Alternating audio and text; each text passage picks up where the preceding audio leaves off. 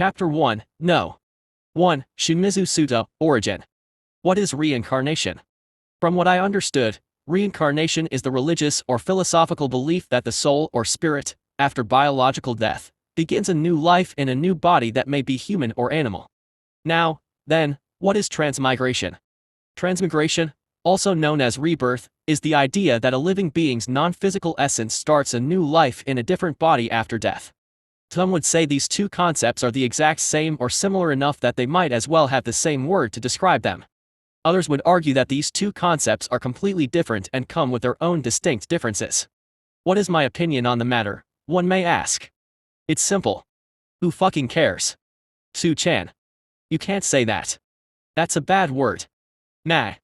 I looked away from the young, pale blue-haired little girl and popped another grape into my mouth.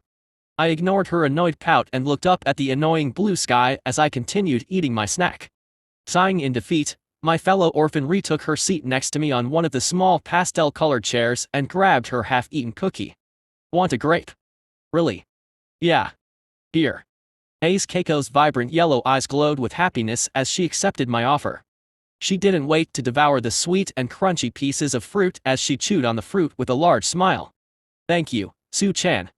Yeah. You're welcome. Now then, where was I? Ah, yes. I was talking about reincarnation and/or transmigration. It's definitely not something a 5-year-old child like myself would normally think about or deliberate during their recess break. However, the topic was very relevant to my current situation.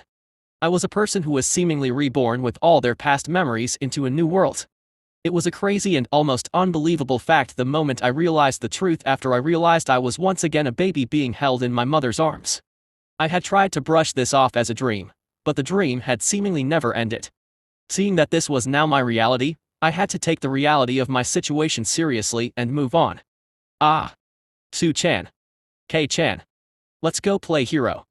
I looked over at another fellow orphan as he came to a stop in front of both Keiko and me with an excited smile. The boy had dark orange hair and orange-colored eyes. However, the color of his hair and eyes was quickly forgotten when the young boy's body resembled an anthropomorphic red-scaled walking lizard. This fact would normally cause everyone in the area to panic and run in fear or confusion. At least, it would have in my past life. Okay. Keiko nodded and jumped off her chair. Let's go, Su-chan. I'll pass, I said and waved them away. You two go ahead. Keiko looked dissatisfied with my answer, but the walking lizard, Tsuchida Hideo, nodded and grabbed her wrist. He began to pull the surprised Keiko off towards the center of the orphanage's open courtyard, where several other children were grouped up together. Off to the sides were a few of the orphanage's caretakers watching the gathered kids with amused smiles as they continued their daily chores or duties. And /o/bell/b/jn.c//om. Oh. I want to be All Might. No. You were All Might yesterday. It's my turn. No way. See? I have yellow hair like All Might, so I should be All Might. No fair. No fair. I sighed as the group of kids began to argue about who would be Japan's #1 hero in today's session of their made-up game, Heroes and Villains. Yes, you heard me right. All Might. The plus ultra guy that can punch a hole through the atmosphere and change the weather. A fictional character from one of my world's hit anime manga series, My Hero Academia, was now, in fact, a real person in this world. This means that alongside him, every other character from that series was now a living, tangible person alongside the very world the author of the series created. At least if everything I've seen on television was to be believed, this meant I was now in a world where around 80% of the population had some sort of power or quirk that could determine the course of your life. Why couldn't I have just vanished into the nothingness of the universe? Instead, I'm now stuck in this train wreck of a world. I released a long sigh and leaned my head back onto my chair. I guess it's not so bad. I could have popped up in Attack on Titan or Berserk. But still, the thought of being in a world where 80% of the population has a quirk is daunting. It's not the world I was used to, and it's a lot to take in. I closed my eyes and popped another grape in my mouth. I leaned back and relaxed under the sun's warm rays of light. In my previous life, I had greatly enjoyed this series for what it was. But as the story progressed and began to near its inevitable end, the writing and character direction completely lost me. I had dropped MHA after class 1 to use the power of friendship to bring back the series protagonist, Midoriya Izuku, back from his short stint as a vigilante. This meant I had a pretty good understanding of the future and people in this world. Well, that is if everything happens like it did in canon. If not, then I got nothing, and I'd continue with my plan of getting the heck out of Japan as soon as I possibly could. I had no interest in sticking around for the fall of Japan's society when shit hit the fan after all. But even with my knowledge, I have to be careful. I can't predict every twist and turn, and I don't want to get caught up in something I can't handle. Some would say, why don't you use your knowledge of the plot to help you? Wouldn't you have an incredible advantage you could leverage to propel you to the top? Normally, they would have a point. My future knowledge made me incredibly powerful. I could turn the tides of either side easily if I wished, or use my knowledge to place myself at the top of the hero world. Unfortunately, there was a caveat. I was 5, almost 6, years old, and I had not awakened a damn quirk due to an extra joint in my fucking toe. I was quirkless and had no real potential in this world society. Normally, in cases like mine where an individual gets placed into a fictional world, it's usually due to a being of higher power or a god wanting to fuck with me for some sick amusement. Usually, at least in the stories I've read or seen where this was the case, the person who was reborn would have received an op ability or a cheat to help them progress in this world. However, didn't get jack shit and was born as a normal person. Trust me, I tested it. I had tried lifting objects much heavier than myself to discover if I had superhuman strength. Nothing. I had tried running faster than speed of sound, Sonic. Also nothing. I had tried expelling beams of power out of my eyes, hands, and feet. Surprise. Even more, nothing. The only thing that differentiated this body from my past one was my ability to learn stuff. I guess you could call me smart, but in a world where might makes right, that shit didn't matter. To make matters worse, my parents from this life had died due to a massive fight that nearly leveled an entire city block into a flaming parking lot. Remember that clip Sad Sack Deku loved to watch when he was but a wee lad? The one where All Might pulled out several people from a flaming wasteland with a smile. That's the one. My parents had died due to one of our apartment walls crashing down and crushing them alive. I had watched them be crushed before my very eyes as a small 3-year-old. Completely helpless and weak to do anything as their pain screams filled my ears as the stone column slowly crushed them to death. Fuck. Okay. Stop that, stop it. I closed my eyes and grasped the sides of my face tightly as my stomach felt like it was about to launch all my grapes back out. It didn't matter that I was a person reborn into a fictional world, seeing that was seriously messed up, and the nightmares from that day still haunted me every now and then. I had to be some sort of psychopath if what I saw it didn't affect me at all. I didn't even like thinking about it. Moving on, then. I released my face and frowned as I watched the kids running around as they chased one another. Their game of heroes and villains resembled something more like tag but with teens. I joined in from time to time so I didn't give off the impression that I wasn't a normal kid to the adults. It was a pretty simple game, but it was a nice distraction from the monotony of being a child with little freedom. As the kids ran around, I looked around the orphanage with uninterested eyes. The orphanage was a large, old building with a worn but welcoming appearance. The exterior was painted in a soft, pastel color, giving it a sense of warmth and comfort.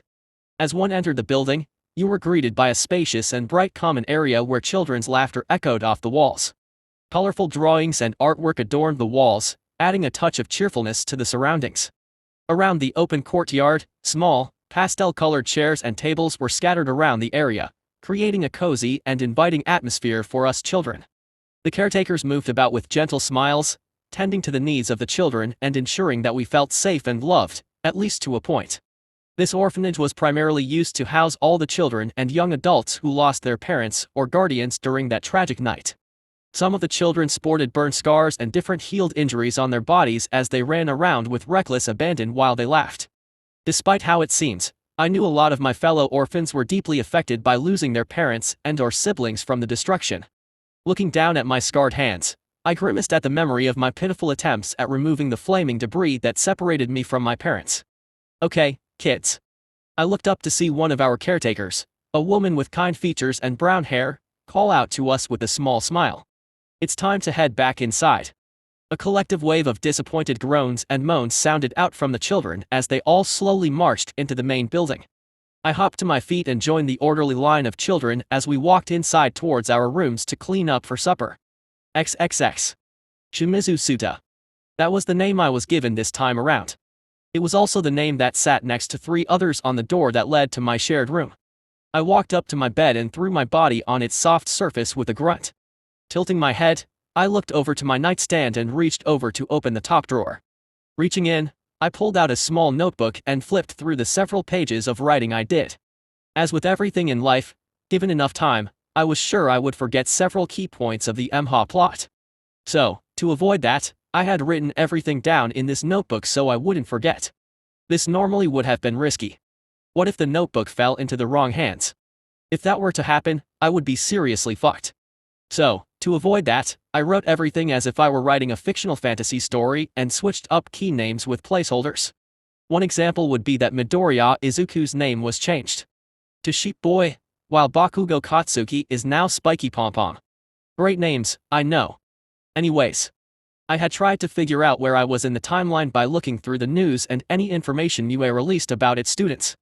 I also watched the yearly UA sports festivals to see if any of the big 3 showed up to give me a better idea as well.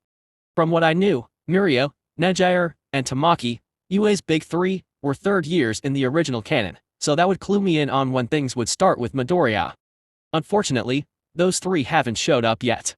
Meaning they were probably still kids and I had to wait a couple more years until things popped off. Once I finally see them at the sports festival, I would finally get my indication of when to start getting my shit together to leave the country. No way in hell would I be here when All for One started wrecking everything. Despite my plan of getting the hell out of Dodge, I still wrote down everything I could remember from the original story. This starts when Midoriya first meets All Might during the sludge villain incident, and it goes up to the point where Shigaraki skewers Bakugo and nearly kills Gran Torrio. The last thing I remember reading was Midoriya going through his lone wolf arc until when his goody-two-shoes classmates bring him back to school with the power of friendship. Ugh. After that, I don't have a clue what happens, so whenever things get to that point, I'll be left completely blind to whatever awaits the world. Damn it. Why didn't I stick with the series until it ended? Assuming the series did have an ending and that it didn't continue going for several more years until Midoriya and his classmates graduated. Well, this is all on the assumption that my actions don't derail the main plot from its course. Such is the butterfly effect. Then again, I had no intention of getting involved in Horikishi's mess. So I didn't really have to worry about the future. 98%, 100%. Loading complete. Congratulations. The Jujutsu Kaisen Gacha system is now fully installed. Say what? I sat up slowly and looked at the floating game-like screen with wide eyes. I looked around my shared room and found none of my roommates to see if this screen was real or if I was losing my marbles. The Jujutsu Kaisen Gacha system. The Jujutsu Kaisen Gacha system will allow you, the user, to use social points, SP, to pull random abilities, techniques, skills, items, and much more from the universe of Jujutsu Kaisen to empower you to greater heights. The way the user can earn SP is by interacting with this world's main players and by having either positive or negative social interactions. Each individual interaction will result in different amounts of points the user can spend to be able to pull for a chance to receive either a copper, bronze, silver, gold, platinum, or diamond tier rewards. Oh, no. I don't like where this is going. 1500 SP will allow you to pull 2 times with a 35% chance to pull a diamond tier reward. 1000 SP will allow you to pull 4 times with a 50% chance to pull a gold tier reward. 700 SP will allow you to pull 6 times with a 45% chance to pull a silver tier reward. 500 SP will allow you to pull 8 times with a 75% chance to pull a bronze tier reward. 250 SP will allow you to pull 10 times with a 85% chance to pull a copper tier reward. We would like to thank the user for partaking in the Jujutsu Kaisen Gacha system, and we hope that it will help serve you in completing your goals. As a gift, you have been awarded 1500 SP. Now, wait a minute. I have way too many questions. I swiped at the floating screen as all the informational screens vanished, leaving behind a small floating gachapon machine in front of me. The machine looked exactly like any other gachapon machine that could be found in Japan. The prizes inside all contained different colored prize balls that glowed with a mysterious power. At the center was a large dial that one would use to pull a prize. This can't be real. I'm going nuts. I knew I should have gone to that therapist like that doctor said.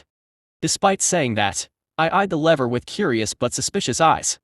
Taking a deep breath, I reached over and turned the dial. I jumped back in surprise as the dial's surprisingly cool metallic texture. I took a few seconds to calm my beating heart and once again grabbed the lever.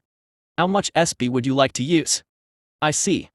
So I have to tell the machine how many points I want to use. Let's see, I have enough points to do any of the 5 options. But doing the most expensive options will limit how many pulls I can do. I debated on what to do and brushed back my black hair with a groan. I can't believe I'm really entertaining this delusion. Still, if there's even a small chance that I'm not crazy and this thing is legit, then this could be my opportunity to rise to the top. Jujutsu Kaisen is another anime manga series from my original world. The series held a plethora of amazing and broken abilities from characters that could easily mollywop almost everything in MHA. If this gacha system could grant me abilities and techniques from that world, then nothing could stop me from achieving all of my ambitions. Gojo Satoru's Limitless and 6 Eyes or even Ryamen Sukuna's Cleave Dismantle technique would make me invincible. If I could pull either of those techniques, then the sky would be the limit. Use 1000 SP. I said and twisted the dial. The machine clanked and hummed as the bottom lid sprang open to reveal a glowing plastic ball. I tentatively grabbed the ball and snapped it open. You have pulled Nanami Kento's Cursed Energy Reserves. Rank, Silver. Wow. Instantly, I felt my body swell with a newfound source of power. I looked down at my scarred hands and clenched them into fists. Let's see. From what I remember, Cursed Energy, or Juryoku, is a power source that stems from negative emotions. Sorcerers and cursed spirits from JJK use cursed energy to fuel their jujutsu. Negative emotions are present in every human being to some extent. If this amount is higher than a certain degree, it grants the human the ability to see cursed spirits. Using that knowledge, I focused my negative emotions to bring out my cursed energy or C to the surface. Slowly, black and blue waves of fire covered my hands. My mouth stretched widely at the sight of my new power, but it quickly vanished due to my brief distraction. Damn, having Nanami's reserves doesn't necessarily mean I have his control. I looked back up at the machine and saw the number 3 next to it. Right, I have 3 more pulls. Hopefully, I'll get something like Cursed Energy Mastery. The 6 Eyes would be great. Twisting the dial, I watched the prize balls dance within the machine. With a satisfying pop, the lid opened to reveal another prize ball. I grinned and snapped open the lid only to frown at my prize. You have pulled Nobara Kujaizaki's hammer. Rank, Bronze. What am I supposed to do with this? I lifted up the hammer and saw the small pink heart on its surface with a frown on my face. Unless I pull her technique, this is useless unless I decide to become a carpenter. I placed the hammer inside my nightstand and turned back to the gacha machine for another pull. You have pulled Yuji Adatori's hand-to-hand combat skills. Rank, Silver. Yes. I pumped my fist and felt a wave of knowledge surge into my brain. Jumping onto my feet, I tried to throw out the series of combos that reduced Mahito into a pathetic mess. But to my immense disappointment, my body failed to keep up with my mind. Meaning that my young, untrained body was incapable of performing a decent 1-2 punch. TCH. I guess this means I have to train my body to be able to keep up. Ah. Maybe I'll get lucky someday and get Toji's body. With one final pull left, I did a quick prayer to Akutami Jej and twisted the dial. Come on, come on. Give me my gold tier reward. After another second of waiting, a glowing gold prize ball finally rolled out. Slowly, I reached out and grabbed the ball with a large smile on my face and snapped open the lid. You have pulled Todo Oi's curse technique, Boogie Woogie. Rank, Gold. Yes. I pumped my hands into the air in celebration but suddenly paused. Hold on. Boogie Woogie switches the positions of the user and anything they desire that has above a certain amount of cursed energy. Meaning that if I want to switch with something, it needs to have cursed energy. Shit. Fuck. I fell onto the floor and watched as the floating gachapon machine vanished, seemingly sensing I was done pulling for now. I remained where I lay until the sounds of rushing footsteps caused me to turn my head to see Keiko above me with a wide, excited smile. Su-chan. Su-chan. You'll never believe who's coming to visit us today. Keiko said as she danced around me. Pure happiness radiated off her, causing me to squint at her. Ah. Who the hell is coming here? It's Japan's #1 hero. All Might. My eyes grew wide as saucers at her answer, causing Keiko to chuckle at my expression as I quickly rose to my feet. Seriously. Chapter 2. No. 2. The number 1 hero. After drying my face with my blue towel, I looked up at the bathroom mirror. A small, youthful face stared back at me, barely containing the excitement within. My black eyes danced around as I intensely scrutinized my appearance. My straight but spiky black hair was combed back semi-neat, a stark departure from my usual wild and unkempt look. I was also wearing my nicest pair of clothes, black pants and a hoodie. I said nice, not fancy. Hurry up, loser. It's my turn. Yeah. I hopped down the step stool I was standing on and opened the bathroom door to see a long line of children waiting to use the bathroom to take a shower, change, or freshen up. This was not a regular occurrence at the orphanage I stayed in, but due to our special guest tonight, everyone was in a rush to clean up and look presentable. All yours, my kind sir. I made an exaggerated motion towards the door, and an older boy with dark gray hair glared at me briefly before stepping inside the bathroom. TCH. Quirkless runt. The gray-haired jerk said before he closed the door. Make sure you clean your ass. I don't think the caretakers can keep buying you more underwear. I quickly pounded my fist on the bathroom door and decided to run off. The loud laughs of those still in line echoed behind me as an embarrassed but angry yell rumbled in the halls. That's not true. Gah. I'll get you, you quirkless little shit. +5 SP. +5 SP. +5 SP. +5 SP. I chuckled as I slowed to a walk with my hands in my pockets. I knew it was childish of me to pick on a child, but I didn't appreciate being bullied for something that was out of my control. It also didn't help that I did, in fact, receive social points with every interaction I had. It wasn't just limited to the main players, as the system said. Although the points I got from everyone else were minimal. Now then, back to the jerk, the way he treated me wasn't uncommon, as a few others at the orphanage called me names for my lack of quirk. I, of course, took it all like a champ and retaliated in my own subtle way. Said retaliation involved numerous pranks and framing them for minor transgressions to get the caretakers to punish them. I stopped walking and looked down at my hands with a frown. Looking down the hallway, I saw a boy sitting on a chair while reading an old manga. His hair was composed of several hundred green worms as they danced around on his head, definitely one of the oddest quirks I've seen. Glap. The boy with worms for hair looked over in my direction but quickly shrugged. I sucked my teeth and ruffled my hair in frustration, ruining my once brushed hair. Just as I thought, I can't use boogie woogie on those without C, I muttered and continued walking towards my destination, which was the cafeteria. Just my luck, one of the best curse techniques, and I can't use it due to me being the only one with cursed energy in this world. I brought up my right hand and held my chin as I began to think of a way to properly utilize the technique with this world's limitations. What if I pumped someone with some of my C to allow me to switch with them? Just like how Todo infused his C into a rock during his fight with the transfigured humans. I muttered and decided to head outside instead of the cafeteria. But is that something I can do? What effect will C have on the people of this world? Oh. Opening the door, I looked around and saw no one else outside. I jogged over to the south side of the building, where no one usually hung around, to ensure I had some privacy. Scanning the ground, I found a well-sized rock in between a few blades of grass. Crouching down, I went ahead and grabbed the rock. With it in hand, I began to focus until waves of blue and black enveloped my hand. Slowly, I attempted to infuse my C into the rock. After 5 minutes, I began to grow irritated at the rock and myself. No matter what I did, I couldn't get my C to do what I wanted. TCH, this is hard. I just awakened this stupid gacha system and my C. I shouldn't be surprised that I'm not an expert at this. Todo was a grade 1 sorcerer, after all. So, for him to be able to switch with a rock on the fly is easy. Currently, I'm no better than a Yuji at the start of the series. Just before I decided to give up, I decided to give it one more shot. Think of C as electricity and cursed techniques as everyday appliances. Using electricity on its own is hard. But anyone can connect a vacuum cleaner to an outlet and power it on. Using that theory, all I have to do is think of this rock as a battery and pump my C to charge it. I can't just try and force my C into it and expect it to work. I closed my eyes and began to imagine the rock as a small battery.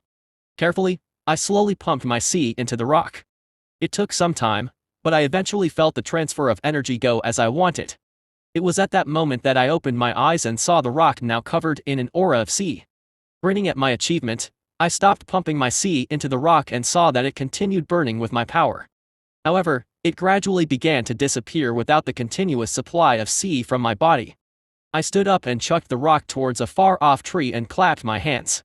Before I knew it, I had suddenly swapped places with the rock. I looked back to where I once stood and saw the rock land on the grass, the embers of my sea now gone. A perfectly executed boogie-woogie swap. I couldn't help but feel a surge of pride and satisfaction at my successful use of the technique. I pumped my fist in the air and felt my understanding of sea improve. Raising my fist, I was able to quickly summon my sea around my arm and, in no time, infused it into the aforementioned limb. Walking over to the rock, I picked it up and held it in my hand. Grunting, I began to grip the rock in my grasp and eventually managed to crush it. With sea, I should be able to enhance my body to improve my strength, speed, durability, and stamina. With enough time and practice, I should be able to give most pro heroes a run for their money with pure sea alone, I said as the now shattered pieces of rock slid out of my hand and onto the ground. Looking at my hand, I saw that my experiment had its consequences. At the center of my palm was a deep gash from one of the pieces of rock cutting into my flesh. The gash was now bleeding, causing some blood to drip onto the blades of grass below. I winced in pain, but the smile on my face didn't disappear as I pulled out a handkerchief from my pocket to stop the bleeding. Maybe I could create my own cursed tool to swap with so I didn't have to keep infusing rocks with sea. With my experiment over with, I decided to head towards the cafeteria. As I walked, I wondered which option I should use my remaining 500 SP on. Reaching the cafeteria door, I heard several loud voices on the other side. But what stood out the most was the loud and booming voice that sounded bigger than life. That voice. I quickly opened the door and saw the symbol of peace himself dressed in his red, white, and blue hero costume at the center of the large cafeteria with several large bags filled with presents and gifts behind him. Standing all around the man were all the inhabitants of the orphanage. Each one of them was looking at All Might in awe and excitement. Off to the side, the adults and caretakers also looked like they were creaming their pants at the sight of the large man, but they held themselves back for the kids. Aha! I am here. With several presents for you all. All Might said as he began handing out gifts to all the boys and girls. Now. Don't be shy. There's enough for everyone. All Might. I was left in awe at the sight of All Might. Despite having read and watched the series, having the man himself right in front of me in the flesh was a completely different experience. It was as if I was sharing the room with a demigod. I shook my head to stop myself from falling deeper into the mindless recesses of a crazy fan and remembered just who the man was. Okay, enough with the glazing. All Might, or should I say Toshinori Yagi? The very person who held up Japan's society with his presence alone and the man who lived his whole life doing what was right. A true hero. I wondered if this is what it would feel like if I ever shared the same room with Superman, too. Then again, All Might is this world's Superman. But the largest question in my mind right now is why someone of his caliber was doing at an orphanage. My orphanage. I looked around and saw a distinct lack of cameras and reporters, so this wasn't a PR stunt. Not that All Might would do something like that. But still, why was he here? All Might. All Might. Can I have your autograph? Oh.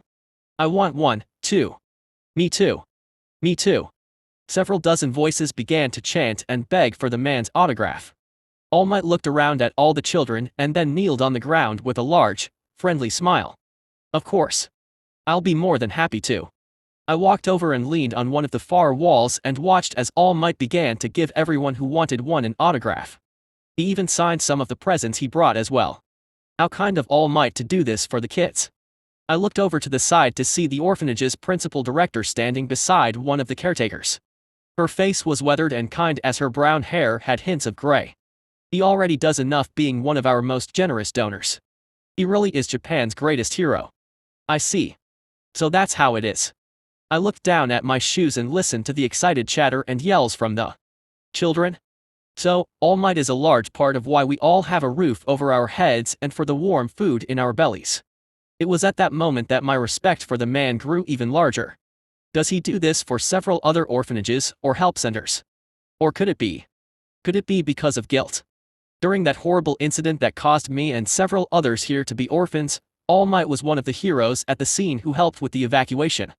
I wasn't saved by him when it happened. No, I was personally saved by Uwabami. So All Might is here to check on us or something close to that. I shook my head with a smile. The man is a bleeding heart, all right. Shimizu Shonen. I jumped at the sudden loud and very close voice of the #1 hero as he stood in front of me with a kind smile. In his large hand was a gift-wrapped present. I believe you haven't received a gift yet. Here, I hope you enjoy it. His eyes then zeroed in on the wound on my hand. Oh, are you okay, young man? You know. My name. I said as I accepted the gift with a grateful bow. All Might nodded and chuckled. I then looked down at my hand. The wound had clotted already, and the makings of a scab began to form. Oh, I just got this. Playing a game. All Might nodded at my answer and mumbled something about kids being kids. Of course I do, Shimizu Shonen. I know all of your names. All Might said as he looked back at several of the children as they opened and played with their gifts. That over there is Fumiko Shoujo, Akido Shonen, Haimi Shonen, Kanako Shoujo, Junpei Shonen. I listened as he continued to name every single child in the room, much to my surprise. He got each and every single name correct. After living here with everyone for 2 years, I knew them all well. That's amazing, I mumbled. I can't believe you remember them all. All Might nodded at my words and rested his hands on his hips. It's the least I can do. Hey, All Might. I looked up at the large man. Thanks for giving this place money. I guess I have you to thank for all that broccoli they feed us. Plus 100 SP. So many. All Might looked briefly surprised, but it was quickly hidden by a boastful laugh. Ah. You're welcome, Shimizu Shonen. Think nothing of it. Anything to help the next generation. I guess the saying don't meet your heroes doesn't apply to you, All Might, I said with a grin as I looked down at my gift. Plus 150 SP. That's quite the compliment, Shimizu Shonen. All Might said with a grin as he looked around the room. Hopefully, I can continue to live up to that standard. Being a hero is much more than just beating up villains or looking cool. It's also about helping those in need and lending a hand to your community. I smiled at him and nodded. Who would have thought that All Might was even more impressive in person? He truly had a heart of gold. It's no wonder society relied on him so heavily, he was the hero. After watching my fellow orphans have fun with their gifts, All Might nodded and looked up at the clock. Plus 100 SP. It seems I have to go now, Shimizu Shonen. All Might said with a loud voice, gaining everyone's attention. I'm off to continue my patrols through the city. AWH. Really? Don't go, All Might. Please. Please. All Might laughed and saluted us all. Aha. I'm afraid not you all. Someone could be out there that needs to be saved. Now then, be sure to eat your vegetables and get plenty of sleep. In a burst of wind that caused loose papers and hair to flutter, All Might disappeared in a burst of pure speed. I blinked in confusion at the sheer level of speed All Might had and turned to the now open doors towards the back of the cafeteria. Despite being sad at the fact that the #1 hero was now gone, everyone still looked happy that he had paid us all a visit. I looked down at my All Might themed gift wrap present. I shook the gift as was tradition and shrugged. In one swift motion, I tore off the wrapping paper and chuckled at what I received. It was a limited edition Prime All Might figurine. On the bottom was a sticker that stated it was one of 5 that was released worldwide. This is something that bushy-haired nerd would go crazy about. I chuckled and looked over to see Keiko dancing around with a light blue All Might themed hoodie. Now then, I have some more points I can spend. With a limited edition figure in hand, I made my way out of the cafeteria and headed to my room. Chapter 3. No. Money. I need that. 4 years later. The bustling city streets were filled with a steady stream of people, each one seemingly in a hurry to get to their destination. The sounds of car horns, chatter, and footsteps filled the air as pedestrians weaved through the crowded sidewalks. Tall buildings loomed overhead, casting long shadows over the bustling streets below. The occasional street performer added a touch of music to the urban symphony while the smell of street food wafted through the air, tempting passersby. Amidst the chaos, a sense of purpose and determination seemed to drive each person forward, creating a captivating energy that pulsed through the city. That was until a large explosion and thundering cracks filled the air due to 4 individuals dressed in dark outfits. One of the darkly dressed individuals was crashing through brick walls and parked cars with reckless abandon with his great strength. The man had a large body that seemed to be made up of sharp blue-colored stones. His heavy footsteps caused rumbles to rock the streets as he continued his charge. The next individual was covered in a black bodysuit as purple flames covered his hands and feet. Using his flames, the man was capable of pushing his body through the air to allow him to fly. Occasionally, he threw small fireballs at the cars lining the street, causing them to explode. Luckily, no one was standing near the vehicles when they exploded. Gliding on some sort of invisible flying disc a few feet behind the two was a woman with bright blonde hair who had a large grin on her face. On her shoulder was a large bag filled with money that occasionally let loose a few loose bills through the air as she maneuvered in and out for now panicking city folk. Lastly, a thin man with extremely long and stretchy limbs used his body to move over everyone below him with maneuvers resembling a slinky. The man's extremely stretchy limbs made it easy for him to move with great speed and precision. This allowed him to move out of the way just in time as the lion hero, Shishido, swiped the air from where he once stood. Shishido's hero costume resembled a lion, with long, spiky, brown hair that appeared like the mane of a lion. On his costume was a large amount of golden fur, with several spikes both in front and on his back, positioned so that they resemble fangs, and a black mouth with exposed teeth that resemble a lion's maw. Ah. Some hero. You're slow as shit. The man with the elastic quirk yelled as he laughed at the chasing pro-hero. Rah. Shishido growled in anger as he looked over to see the large man covered in a blue-colored stone crash through another car, nearly crushing a woman alongside her young child. Seeing this, Shishido grew even more enraged and pushed his legs to go even faster. Stop at once, you villains. The lion-themed hero exploded forward and flew under the elastic villain, much to the stretchy man's surprise. Shishido's goal was for the woman to glide through the streets. But just as he was about to reach the blonde woman, she looked back and raised her hand in front of her. Gah! Shishido grunted as he crashed head first into an invisible barrier. Ah! Is this really what pro-heroes are capable of? How funny. The woman laughed as she and her three partners in crime all laughed and continued to run. Shishido shook his head as blood ran down his forehead. Damn you, fierce of four. I won't let you get away. He then stood up and continued the chase. As he ran, he yelled for everyone on the streets to get out of the way for their safety. This all happened as I leaned against one of the walls of this street's local bookstore with my hands in the front pockets of my black and red hoodie. These four clowns are going to get away if another hero doesn't show up soon, I said as I watched their retreating forms disappear around the corner. Anyways, what was I doing? Right, looking for work. I ignored the chaos around me as people looked at the destruction caused by the fleeing villains and lone hero. Now, then. Despite being 11 years old and the legal working age in Japan being 15, I still had hope I could find a shop that would hire me for some cheap child labor. I wasn't particularly concerned about how much I would get paid as long as I got paid. A question anyone would ask in this situation would be why an 11-year middle schooler needs a job. The answer, you simpleton, is for money. Being an orphan didn't necessarily come with a weekly allowance. To be able to complete my goals and ambitions, I needed money. One of the said goals was to have a steady stream of passive income. The way I planned to accomplish that was to begin selling my own written stories and manga from my original world.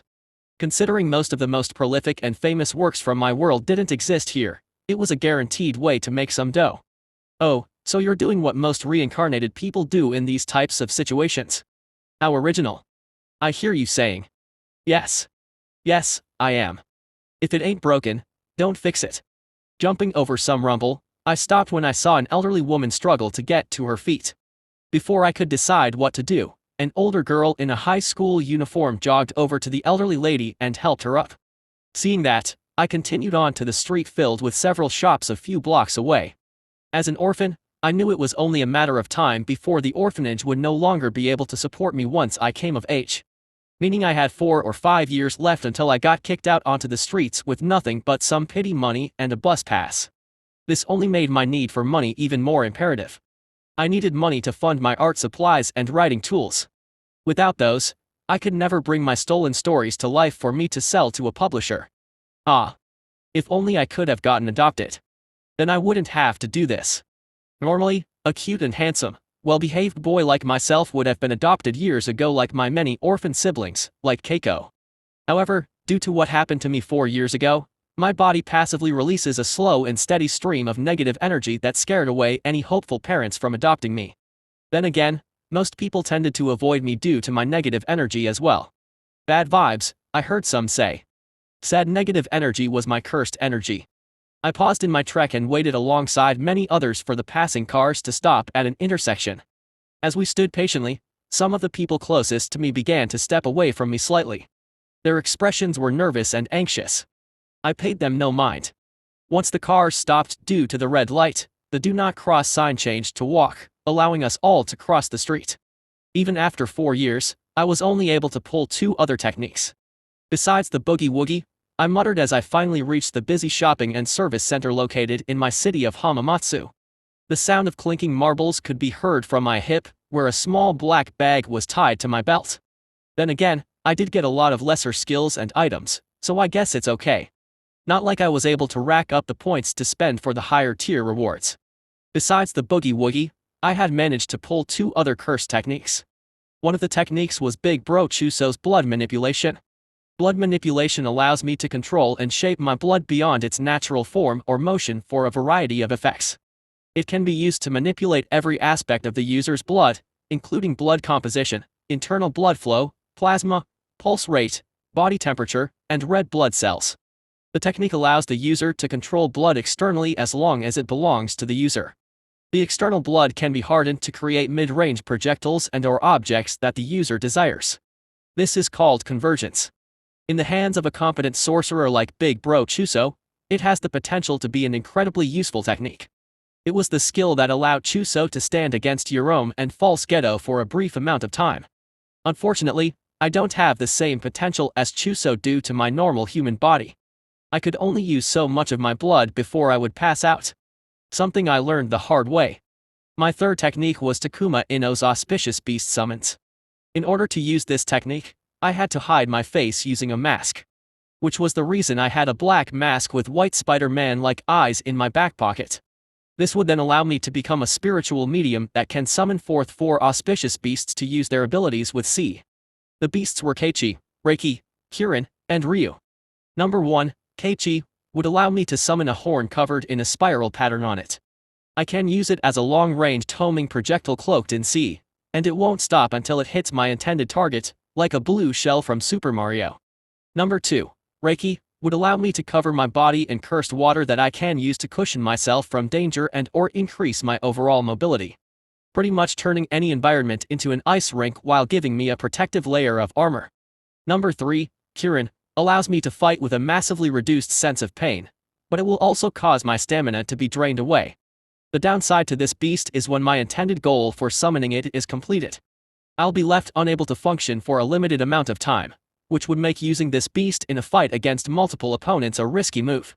Number 4, Ryu, the last auspicious beast, summons a large serpentine dragon-like creature that will crash into my intended target to deal a large amount of damage. However, like in its fight against Sukuna in JJK, if enough damage is dealt to the dragon, it will be forced to disappear. It's something I don't really have to worry about here since I'm the only one who can perceive beasts powered by C. Trust me, I tested it. I had walked around this very city with Ryu flying above my head. The most his presence did was give the public a sense of anxiety and unreasonable fear. All in all, the technique is pretty much like the baby brother of the 10 Shadows technique without the need to defeat them in a ritual in order to use them. These 2 techniques were gold tier items I had managed to pull over the course of 4 years. After all, saving up the minimal points from my everyday interactions was a slow and annoying process. I had thought of ways to increase my social points faster, but that would mean finding any of the main cast members from MHA. Something that is by no means easy to do in a country as big as Japan while being a little kid. Another discovery I made once I had all 3 techniques was that I automatically had a perfect understanding of how to use them like their original owners. It was as if I had trained my entire life on how to use them. This is something I didn't realize when I first used Boogie Woogie due to my sheer excitement at having the technique in my gacha-based system. Besides those techniques, I had also pulled mostly clothes and junk from the show. Some examples are Maki's glasses, Yuji's Jujutsu high jacket, Gojo's round sunglasses, and even Gito's wooden sandals. The only other helpful reward I got from my pulls was Yuta's swordsmanship skills.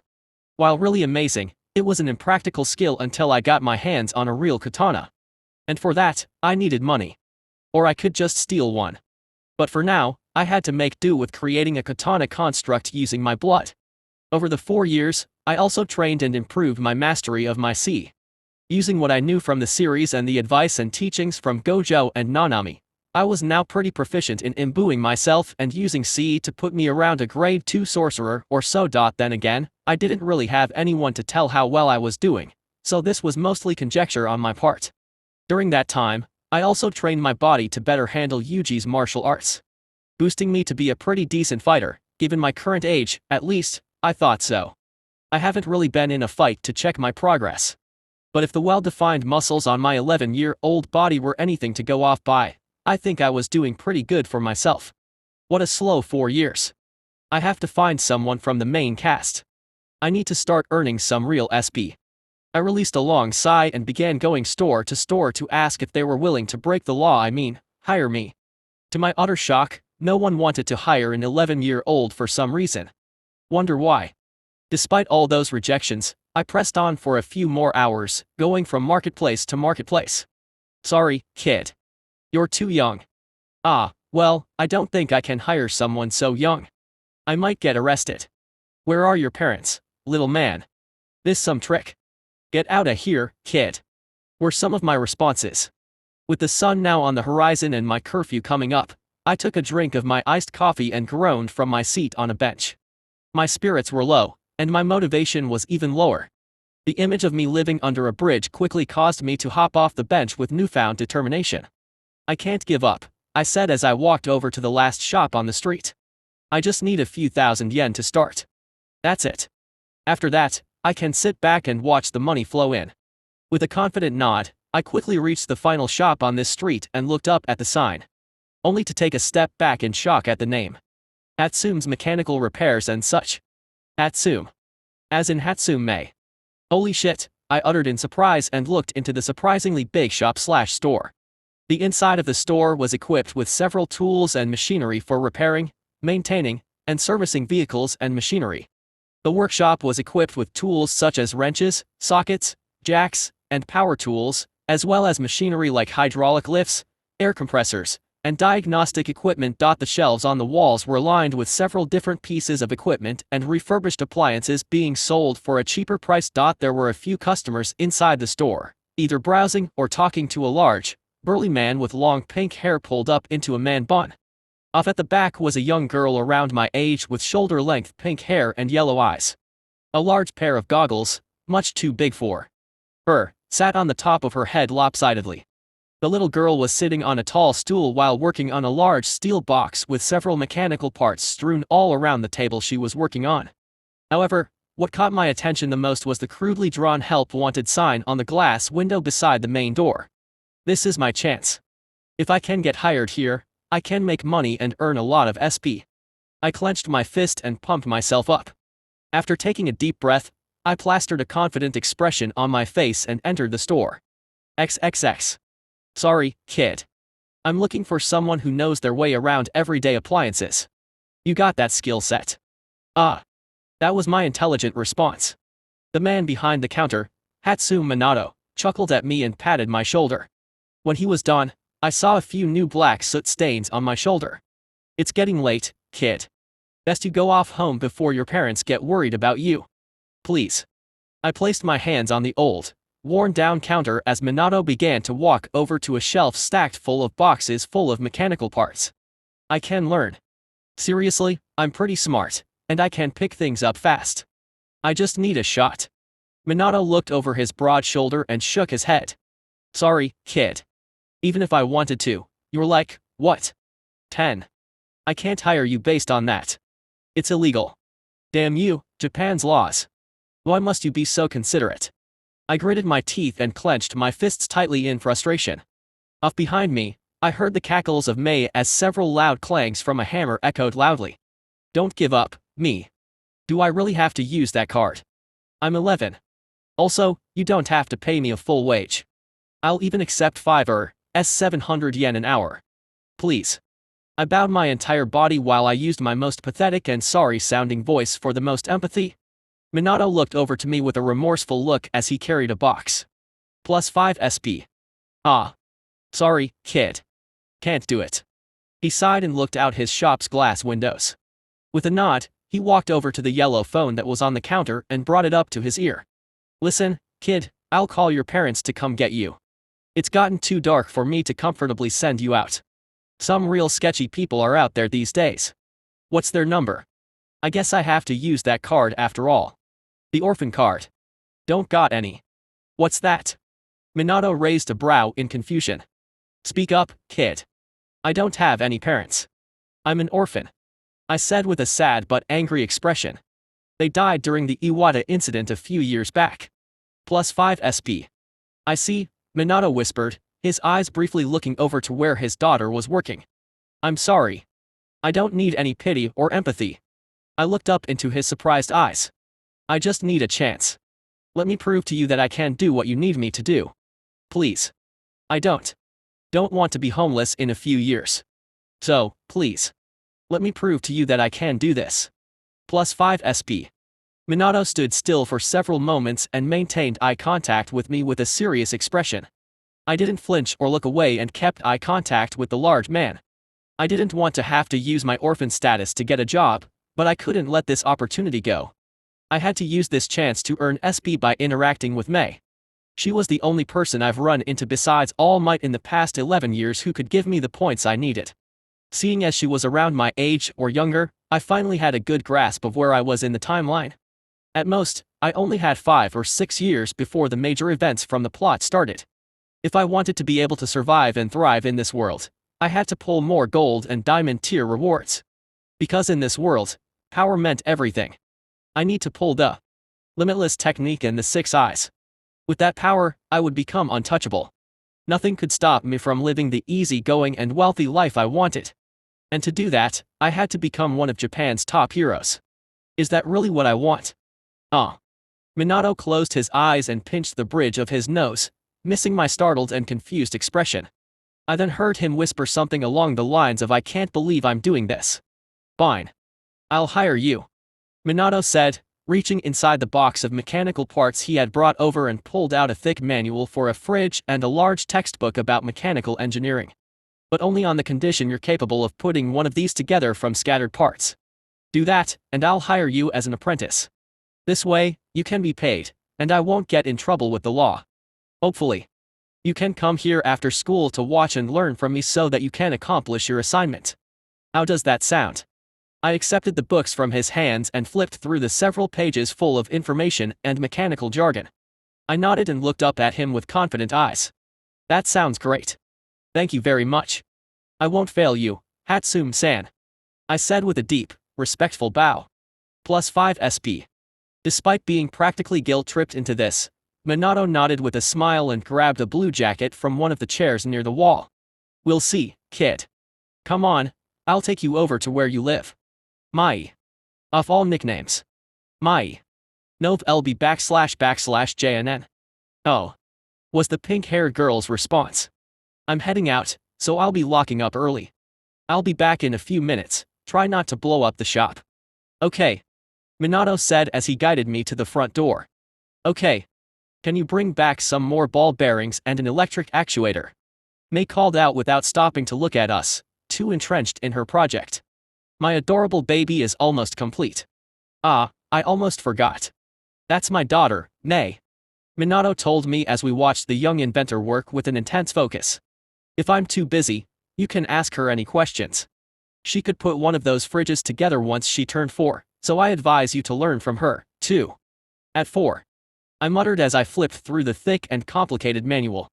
That wasn't surprising, considering what she would accomplish at UA in the future. I see. I'll be sure to ask her for help then. Just a small warning, though. Minato smiled awkwardly as he rubbed the side of his head. My daughter is a bit eccentric. You'll understand soon. Okay, let's get you home. Right? As Minato and I left the store, Mei stopped her machinations and looked back at our retreating forms with a confused expression. Shrugging, she slid her goggles over her eyes and grabbed a pair of fine tweezers to twist a tiny wire into place. Chapter 4, No. Or, Touching Grass. One of the first things I learned about Hatsume was that she was a big ball of weirdness. How's this? You have the green and red wire in the wrong terminal points, Mei said as she rolled back over to her work area to resume working on her project, or as she likes to call it, her baby. I also learned that she was much more brilliant and creative than the original series gave her credit for. Plus 10 SP. I nodded and quickly fixed my mistake. Once I did, I saw the control board finally light up. I thanked Mei and received a quick hum, which was more than I got during my first week of working learning under Minato and Mei. During that period, she mostly ignored me as if I wasn't there. Too entrenched in her babies to pay attention to the new individual who now shared her space. I placed down my wire cutters and grabbed a screwdriver to tighten down a loose screw. From there, I continued working on the fridge's compressor while keeping an eye on the control board every now and then. During my time at Hatsume's mechanical repairs and such, I had come to understand the fact that I was pretty damn intelligent. Even more so than I originally thought. I had always thought my intelligence was decent, if not slightly higher than average, due to my ability to get straight A's at school constantly on any subject, but I never really applied myself beyond school. I was so entrenched in training my CE and techniques that I never paid much attention to training my mental strengths. However, now faced with the opportunity to push myself to go beyond what I thought was possible, I finally found out that I could apply my intelligence to learning pretty much whatever I wanted and quickly. If my progress in understanding complex engineering problems was anything to go off of. Sure, I was no Tony Stark, but I was well on my way to becoming a decent mechanical engineer, which was probably the reason why Mei had recently started acknowledging me as more than dull eyes and began using my actual name. Alright, you too, Minato said as he walked over to the back of his store where Mei and I were working. He was using an old rag to clean his hands. Time for a break. You've been back here working for 3 hours now. Go out and stretch your legs. Touch some grass. No way. My baby isn't ready yet. Mei said with a giant smile as she continued working on a large mechanical boot. Can't do it. Mai. Minato said slowly and grabbed the screwdriver out of her hands. The 10-year-old inventor gasped in horror and tried to take her tool back, but her father's greater stature caused her to just flail around uselessly. I leaned back on my stool and watched as Mei continued to try to take back her tool. Minato then looked over at me and my assignment with approving eyes. Not bad, you're halfway there. You weren't lying when you said you were a fast learner. Minato said as he placed the screwdriver next to Mai's project but quickly picked her up to stop her from getting back to work. Another couple of days, and you'll be done. You may have a future at this. Ah, thank you, Hatsume-san, I said with a small smile as I rubbed the back of my head. I felt a little bashful since I didn't really receive compliments, just jeers or jokes over my being quirkless. So this was a nice change of pace. It is a large part thanks to Mei. She's brilliant. And don't you forget it. Mei said with a smile as she gave up trying to escape her father's hold. See, Papa. If you let us keep going, we can finish his baby by tomorrow. Just put me down and minus. Nice try there, Mai. Out you two kids go. I got up and followed after Minato as he carried a despondent Mei towards the front door. Stepping outside to the bustling street, he placed Mei down and turned to me with a small smile. Here. Get yourselves some ice cream or something. I don't want to see you two until 5 o'clock. Got it. Minato said as he handed me a few bills. I nodded at him and placed the money into one of my pockets. Got it. I'll be sure to walk Mei through the park so she can touch some grass. Plus 5 SP. Good man, Minato said and patted his daughter's shoulder. Go on, sweetheart. But my babies. No buts.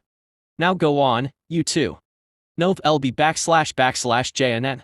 I walked over and grabbed Mai's wrist to begin pulling her toward a park a few blocks away. Mei sniffed and rubbed her eyes as she followed behind me. This was something we grew used to doing after a few days of me starting my apprenticeship. Minato had discovered that I was a great way to get Mei out of the shop to get some fresh air. I didn't mind doing this, considering I owed the man for the opportunity of being hired to work for him once I was done with the fridge. It was also a great way to net some points. Hey, Suta. Let's sneak back in. I'll help you finish your baby so you can start working at the shop. Can't do that. Your father will find out, and we'll get in trouble. Oh, you're probably right. Okay. New plan. We sneak back in, and I continue working on my baby while you keep a lookout. How does that benefit me? It doesn't. I squinted my eyes at her and sighed. Pulling her along, we continued onward toward the park. Much to her displeasure, despite that, she continued following me and didn't attempt to pull her wrist free to make a run for it. It was mostly due to all her past attempts resulting in failure. Using my C, catching up to her was easy. So, after a while, she threw in the towel and decided to just give in to her fate, which was unfortunate for me. The points from our chases were plentiful. Soon enough, I would be able to pull for 2 diamond tier pulls with all my saved up points. After a couple more minutes, we finally reached the park we visited every time Minato kicked us out. We did go to other places, sometimes, like the beach, but neither Mei nor I enjoyed going there, mostly due to the sand. It was coarse and rough and irritating, and it got everywhere. Making the park was our go-to spot. With it being Sunday today, the park was well occupied by visiting families and kids around our age. I looked over to the familiar ice cream stand to see the stand owner, a friendly old man named Sojiro, handing out ice cream to several small children. Nodding, I turned to Mei. "Want to get some ice cream?" I said as I waved the money Minato gave me. Despite her desire to be at the shop rather than here, Mei quickly smiled and nodded her head. She had a pretty large sweet tooth. "Sure, might as well." "Oh. I want to try that orange-looking flavor today. Let's go get some then." I let go of her wrist, and we walked over to the vendor. "Hello, Sojiro-san. I'll have a vanilla ice cream. And I'll have that funky-looking orange one." Sojiro chuckled at Mai's words and nodded. After scooping our orders into 2 small paper cups, he handed us each our ice cream, which I quickly paid him for. After thanking him, Mei and I walked over to a shady spot under a large tree and took a seat on the grass. I was careful not to sit on my bag of marbles that were on my belt. Mei happily ate her ice cream with a smile, seemingly enjoying the new flavor she chose. "Hey, Mei," I asked as I scooped some ice cream into my mouth. "Oh." She responded with a spoon in her mouth. "What do you plan on doing in the future?" I asked as I watched several children playing the game Hero several feet away. They were using their quirks to try and attack a little boy with a mutant-type quirk. The boy himself had the physical appearance of a bumblebee, making him look quite monstrous. In my opinion, it seemed like the kid wasn't having much fun but played along just to fit in. "The future," Mei said with a hum. That didn't last long because she quickly got into my personal space with a large smile, causing me to lean back. This was nothing new. She had no understanding of what personal space was. It's obvious, isn't it? I'm going to become the world's greatest inventor. To do that, I'm going to have to show off all of my babies to the world and future investors. No better place to do that than being at UA in the support course. Plus 15 SP. I nodded and looked down at my half-eaten treat. UA. So that's where you want to go. Mei nodded and turned to me with a raised brow. What do you want to do? Oh. Do you want to join the support course too? Is that why you begged Papa to be able to work for him? I didn't necessarily beg. Yeah, you did. Gah. I closed my eyes at the embarrassing memory from 2 weeks ago and looked away from her crosshair yellow eyes. No, that's not necessary why. I just needed a job, is all. Because you're an orphan, right? Mei said with little thought and suddenly froze. A rare look of embarrassment took over her face. Ah. Sorry about that. Plus 25 SP. I smiled at her and shook my head. It's okay, Mei. But yeah, due to my situation, I needed money, so I had to get a job. I see. Mei muttered as she placed her empty cup down and pulled her knees to her chest. A brief moment of awkward silence hung over us as we sat looking over at her. I placed a hand on her shoulder and gave her a few pats. Relax, Mei. I'm not mad. I know you didn't mean it like that. Despite the way Mei acts, which is usually hyper-focused and seemingly uncaring for others, she was actually a pretty thoughtful person underneath the whole crazed inventor shtick. She just had a tough time expressing herself. This is a fact most would never learn due to them giving up on getting to know her better due to her loud personality. But after working alongside her every day for 2 weeks and knowing the way she'd grow up to be, I had a better time understanding and getting her to talk on topics other than inventing or her babies. It's how she learned to become comfortable with me in such a short amount of time. A fact that shocked her mother and father, causing them to invite me to dinner every now and then. They were nice people. Even when I told them I was quirkless, they didn't treat me any differently. Then, what do you want to do in the future? Mei asked with a rare look of intrigue you'd never find on her unless she was talking about her babies. I want to live an easy life and be rich, I said without a hint of shame and laid down on my back to watch the blue sky above. A large grin grew on my face as I envisioned my future. Mei smiled and nodded at my answer. How do you plan to do that? By becoming a hero, is what I wanted to say. But for the past week or so, I've been questioning that line of thinking. Why exactly did I want to become a hero? At first, it was because of the potential the top pro heroes could earn in revenue. The sheer amounts of cash one could make from all the sponsorships, brand deals, and endorsements were mouth-watering to me. So, with that in mind, why am I even debating doing it? I wanted money, so why not go with the option that will all but guarantee large amounts of it? I knew in time that I would accumulate several dozen cursed techniques and skills from the Gacha system that would allow me to be a pretty diverse fighter and hero. With that in mind, shouldn't becoming a hero be the obvious choice? No, not exactly. In the series All Might, Toshinori Yagi dedicated his entire life to becoming the symbol of peace, sacrificing his personal happiness and chances of true meaningful relationships to uphold justice and society itself. All up to the point of being disemboweled and having society turn on its head at the slightest inconvenience. In Devere, Todoroki Enji became a man overcome with greed and jealousy in his pursuit to be the #1 hero and surpass All Might. In his journey to do so, he essentially bought a wife so she could bear his children with him in order to create the ultimate quirked human to surpass All Might, scarring and abusing his children. Ox, Takami Keiko, was groomed from his childhood after being sold off by his mother to the Hero Public Safety Commission to become their perfect little puppet due to the sheer potential of his quirk. Not to mention that due to his duty to the HPSC, Hawks ended up killing twice in cold blood. I could go on and on about how heroes from this society weren't true heroes at all. Sure, there were some that were genuine in their desire to do what was right, like All Might and Midoriya, but a few good apples don't make up for a rotten batch. Maybe Stain had a point after all. Then again, he was a murdering psycho who deemed himself judge, jury, and executioner. But still, he had a point. Wouldn't I, someone only interested in becoming wealthy, be proving him right? Why, then, should I become a hero if not for the sake of truly being one? So, I decided to change course. Instead of putting my safety and well-being in jeopardy to become a hero in the hopes of becoming wealthy, why not focus on creating stories and pieces of entertainment that I know will guarantee me loads of money? I'll still use my Gacha system to strengthen myself for when shit hits the fan. I don't want to get killed when Shigaraki, or All for One starts destroying the country. I know some would call my decision a waste. Why accumulate all these skills and abilities if you're not going to use them? I was in the perfect setting, so why not? Well, it was because I wasn't a shonen hero whose heart beats and bleeds for justice and righteousness. I was in no hurry to save cats from trees or yell about friendship or the sort. I'll leave that for Midoriya. He's got this. At least, I think he does. I doubt Horikoshi killed him in the end or took his powers or anything along those lines. He was a shonen protagonist, so everything will work itself out. I'm going to write and sell books, I said with a smile. That's how. Books. Mei jumped at me and leaned over my body with an incredulous look. That's so boring.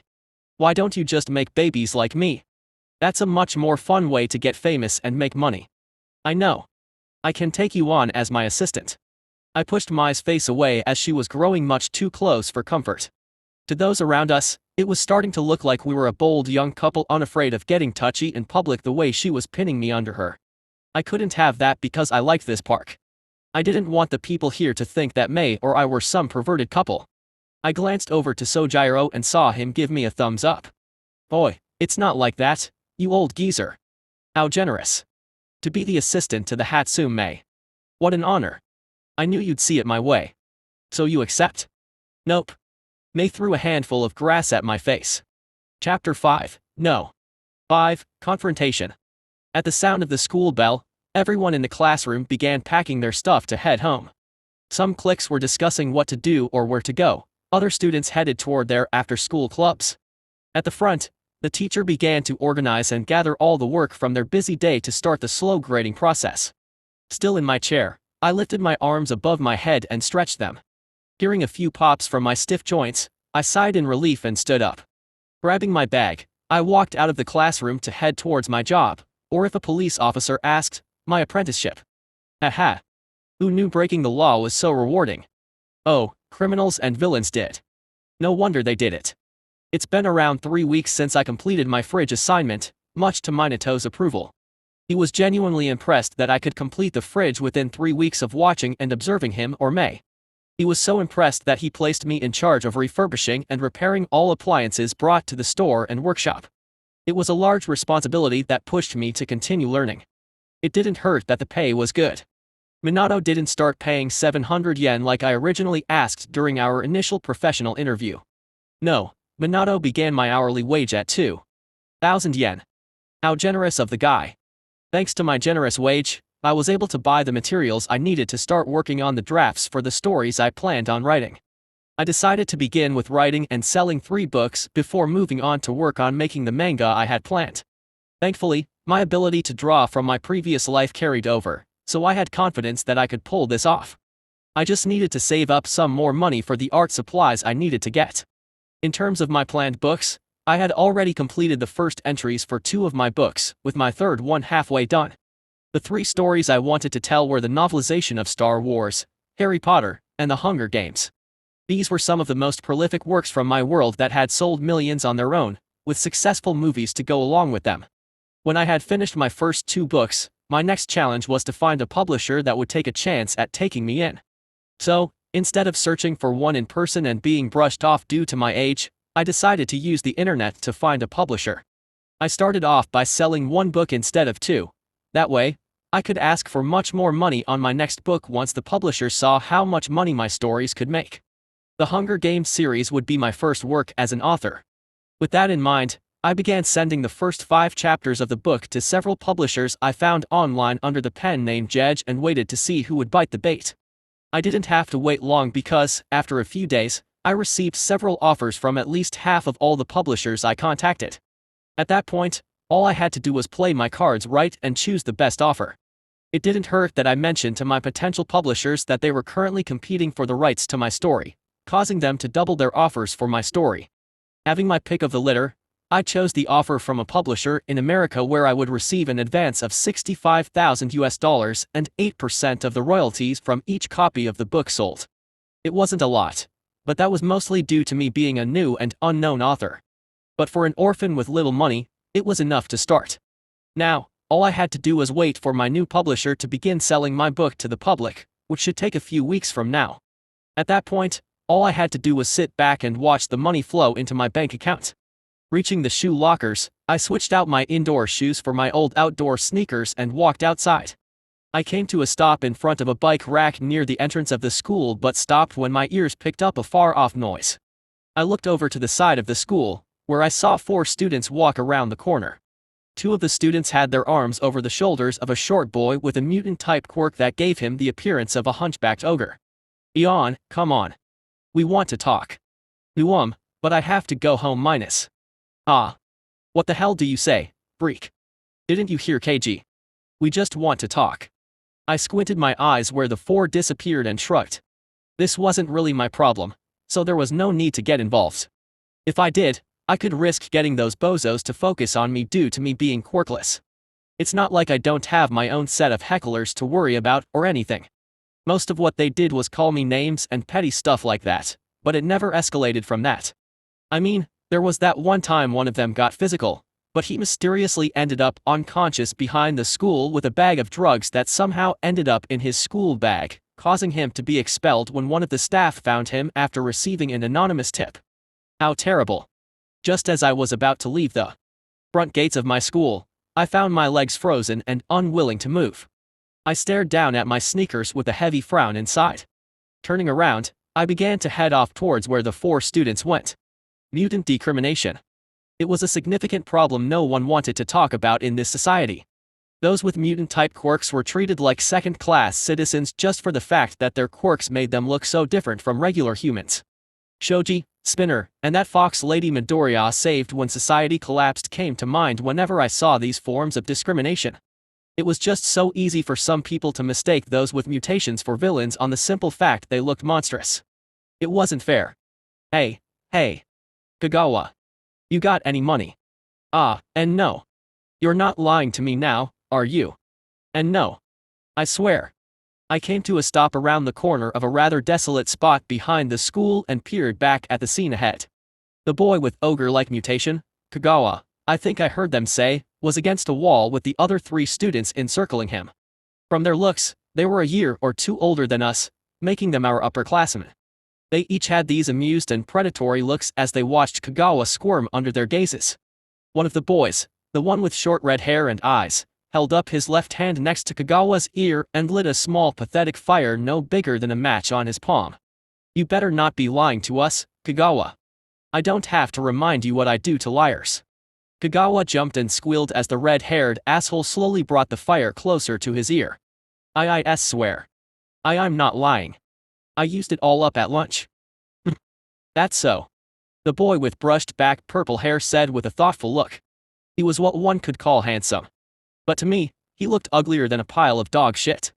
Very well. We believe you. Oh really?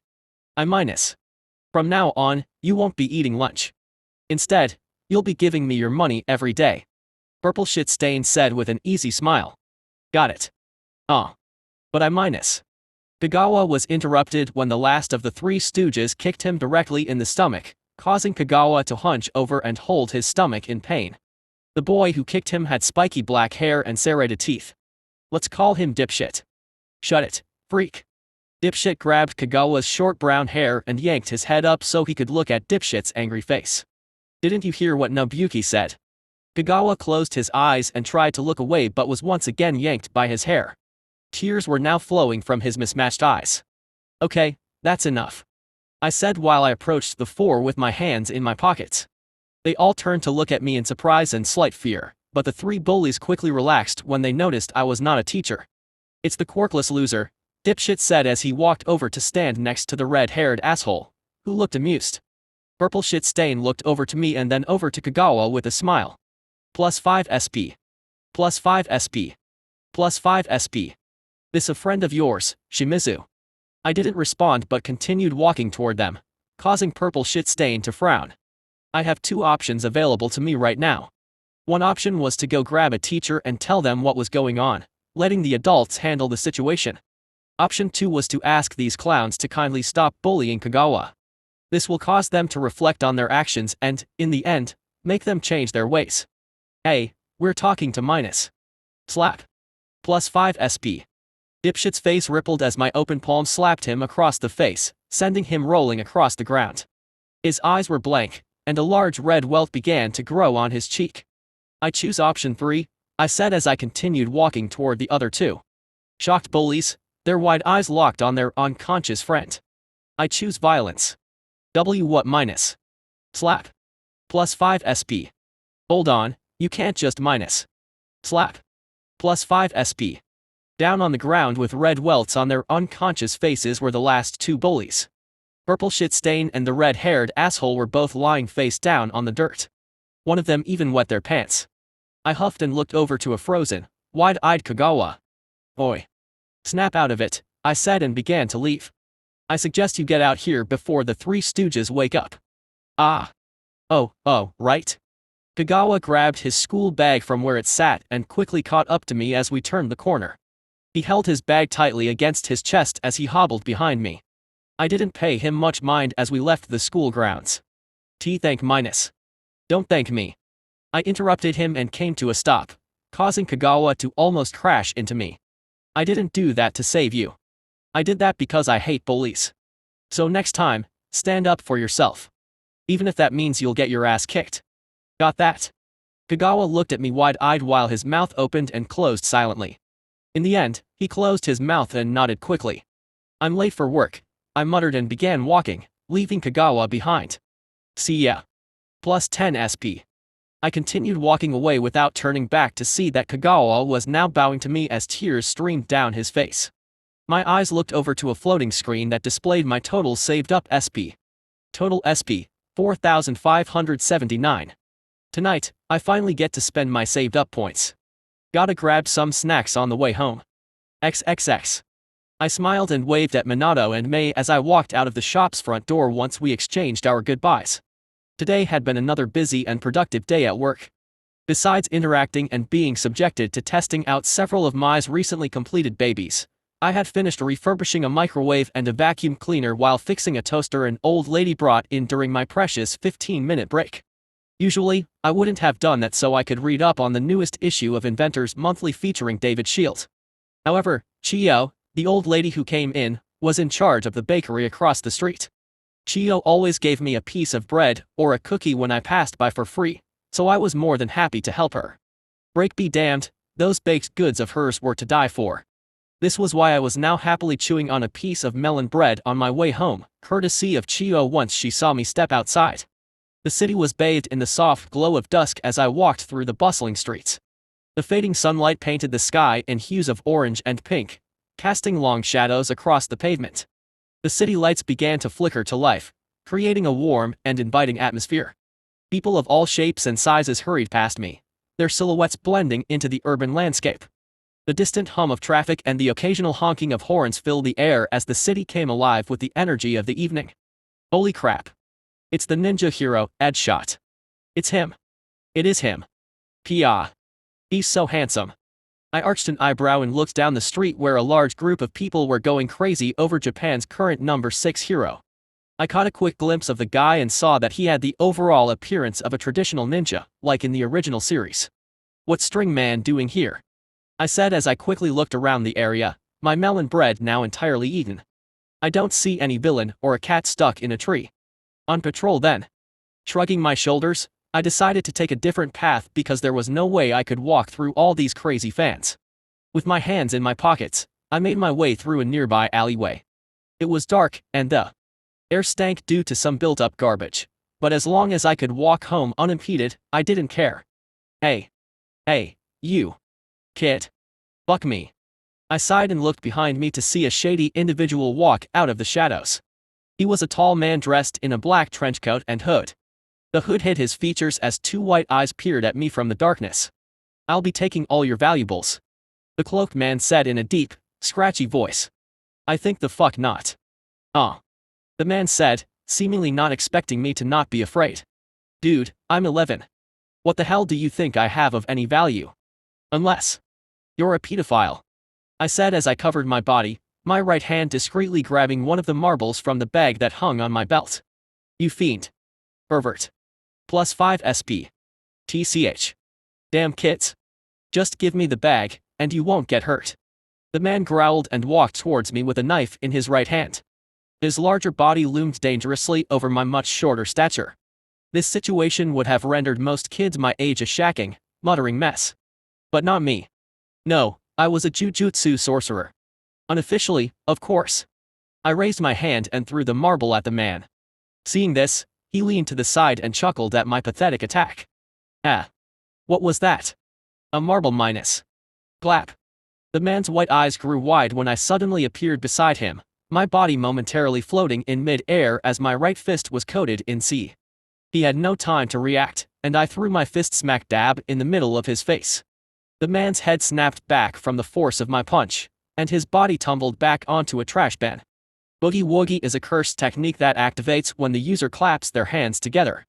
The technique switches the positions of the user and anything they desire that has above a certain amount of cursed energy. However, due to the apparent lack of C in this world, I'm unable to switch with anyone. Making the Boogie Woogie, a once mighty and versatile technique in the world of JJK, a limited use technique. The only way I was able to make use of this technique was to switch with items infused with my C or a cursed tool. Unfortunately, I haven't been lucky enough to have pulled any cursed tools yet. This is why, over the course of 4 years, I've been slowly and carefully creating my own cursed tools in the shape of the bag of marbles I've been carrying every day, thus allowing me to use the Boogie Woogie. That hurt, you damn brat. The man said as he shakily stood to his feet. Drops of blood dripped onto the filthy ground from his face as his white eyes glared at me hatefully. I was just going to rob you, now I'm going to gut you as well. +5 SP. Ooh, scary. I slid down my black Spider-Man mask on my face and got into a fighting stance, covering my aching fists. You're gonna have to catch me first. Despite the seemingly calm disposition I had, I couldn't stop the slight trembles that rocked my body. This was, after all, my first ever encounter with someone who was seemingly willing to end my life. My first real fight. For someone who's lived a relatively normal life so far, this was a scary experience. The only thing calming me down was the bonus feature of having a relaxed mindset in combat, thanks to Yuji's hand-to-hand combat skills and Yuta's swordsmanship skills. Fuck. That hurt. What's this guy made of? I shook my hands in an attempt to get rid of the numbness. Die. The large man yelled as he closed the distance in a split second thanks to his long legs. When close, he slashed his knife at me in an attempt to slice my throat. Clap. Brah. I struck the man on his side with a powerful punch and clapped my hands again in order to appear on his left. I spun in the air and landed a kick in the man's face, causing the man to take several steps back. One of his feet rolled out from under him as he stepped on something small and round. I jumped back and winced. Each hit I landed began to hurt my fists or feet. It was as if I was striking solid stone. What? They're all over the floor.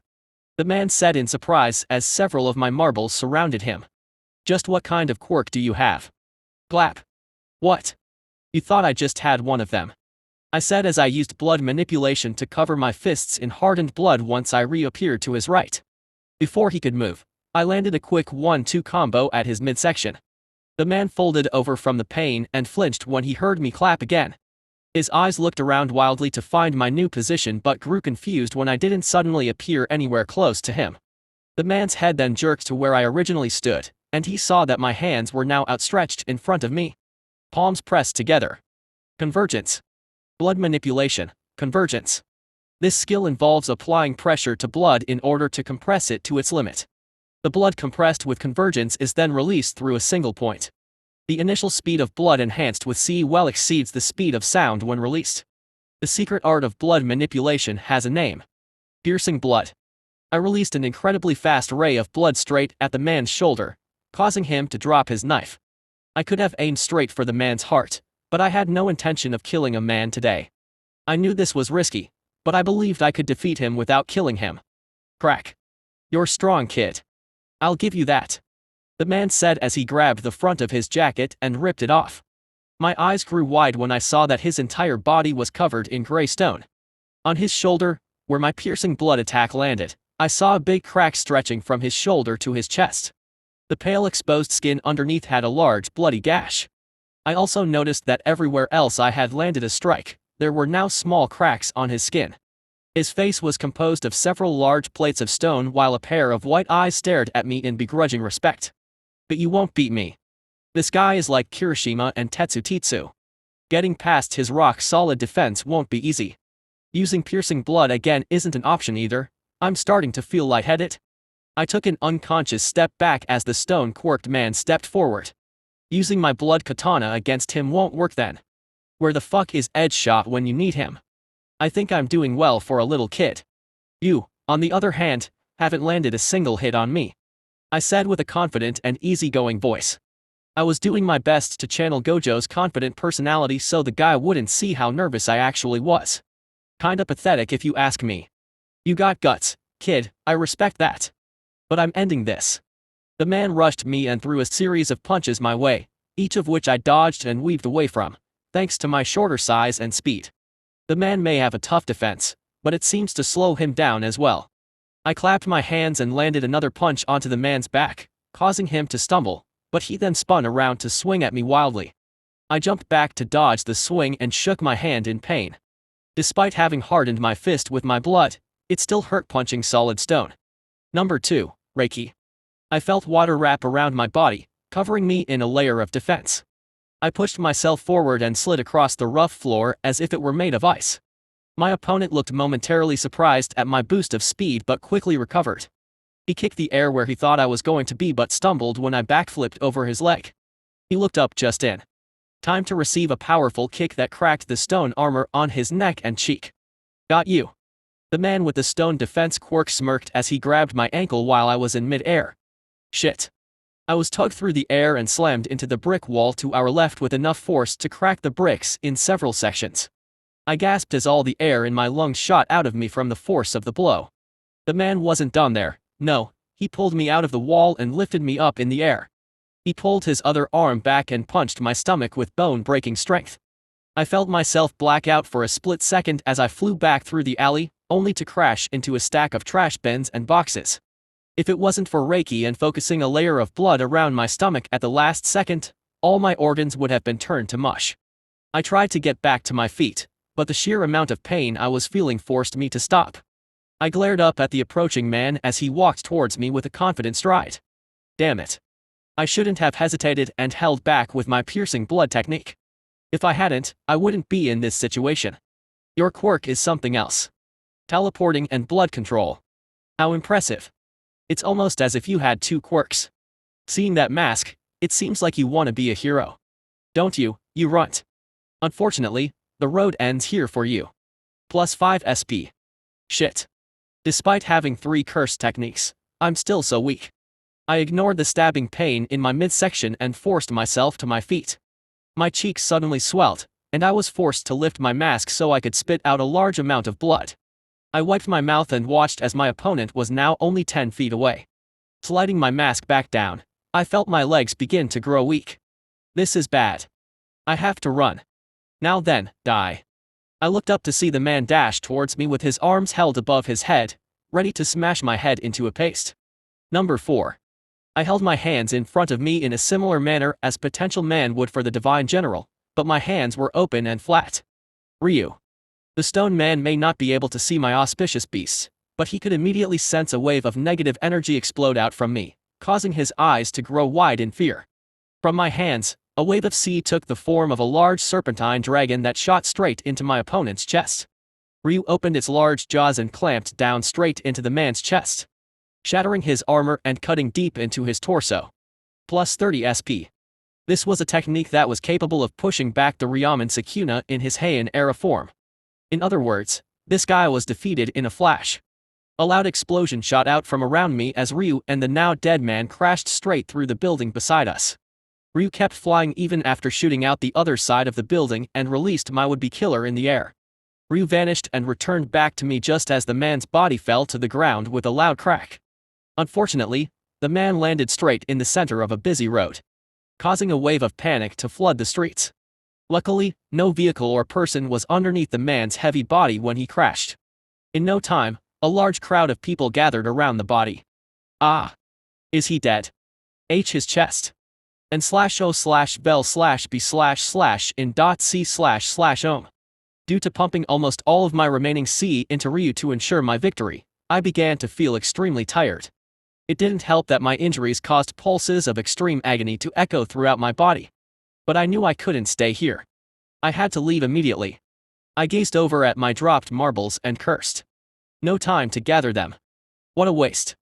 Limping away, I took off my bloodied mask and used the wall beside me to support my weight as I left the area. As I neared the street from which I entered the alley, I was relieved to see it sparsely occupied. Everyone was too focused on the large crater with a dead man in the center to pay any attention to an inconsequential 11-year-old. Don't pass out. Don't pass out. Don't. I had numbly walked in a single direction. It didn't matter where I went as long as I left the area of the fight. My vision was blurry, and I couldn't make out my surroundings. Sadly, after a while, my legs took me as far as they could. Like a puppet with its strings suddenly cut off, I fell to my knees and slammed face first onto what felt like grass. Shit, I'm passing out. Slowly, black began to encompass my vision, and I knew no more. Chapter 6, No. 6, Let's order some gyoza. General point of view. Detective Tsukuchi Naomasa is a tall man with short black hair and rectangular black eyes. He wears his signature tan overcoat and matching hat. Underneath, he wears a black suit, a green tie, matching slacks, and dress shoes. His expression was calm as he stepped out of his private vehicle. His gaze swept over the extensive crime scene that blocked off a large section of a once busy street located within the heart of Hamamatsu. Several uniformed police officers and their cruisers stood as a barrier to stop curious civilians from entering the area. His black eyes then zeroed in on the large crater at the center of the road. Sansa, Tsukuchi said as he walked over to one of the officers standing near the crater with a small notepad. Lying still at the center was a white blanket covering a still body. What stood out the most from this officer was the large cat head on his shoulders. What do we got? Sansa nodded his fluffy head and flipped through several pages in his notepad. At around 7:30–7:46 p.m. tonight, a man by the name of Uchida Ryota, the now deceased, fell from the sky and landed in this crater with several stab wounds around his torso.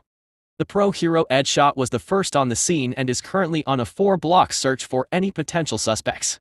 Some witnesses say that he exploded out from that building and suddenly fell. Sansa said as he pointed at the building across the street. The building had a massive hole in its front wall on the 3rd floor. Rubble and destruction could be seen poking out from the opening. Any other casualties? How many were injured? Luckily, there were no other fatalities from the incident. However, several of the people from inside the building were injured when Uchida crashed through the building. They've been taken to Seirei Hamamatsu General Hospital. Sansa said, much to Tsukuchi's relief. Tell me more about Uchida Ryota, Tsukuchi said as he and Sansa walked away from the crater and towards the damaged building. What was his quirk? Any criminal history? Ukuda's quirk is called Stone Constitution. His entire body is covered in a layer of thick stone that gave him a layer of defense.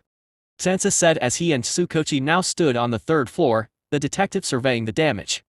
The man also did have a record. 3 assaults in the past 2 years, and he was arrested for robbing a convenience store 4 years ago. He even assaulted several officers when they tried to arrest him. So, a repeat offender with a strong defensive quirk, Tsukuchi said as he turned his head to examine where the large trail of destruction seemingly entered from. That doesn't explain how Uchida flew through this building and into the air. Does he have any ties with the Yakuza or any of the local gangs? We're currently looking deeper into his background, but so far, it doesn't seem to be gang-related. Tsukuchi hummed and walked out of the building by the side door. Sansa followed behind him as they entered an alleyway full of officers and forensic investigators. There were several areas marked with tape and small yellow cones. Tsukuchi took his hat off and kneeled down next to a cone, his eyes focused on the 2 objects beside the cone. Marbles. Tsukuchi muttered with a raised eyebrow. Standing up, he turned to watch some of the members of the forensics team gather what seemed like blood. But from the looks of their disappointed faces, the blood might not be viable due to it mixing with the dirty alleyway water.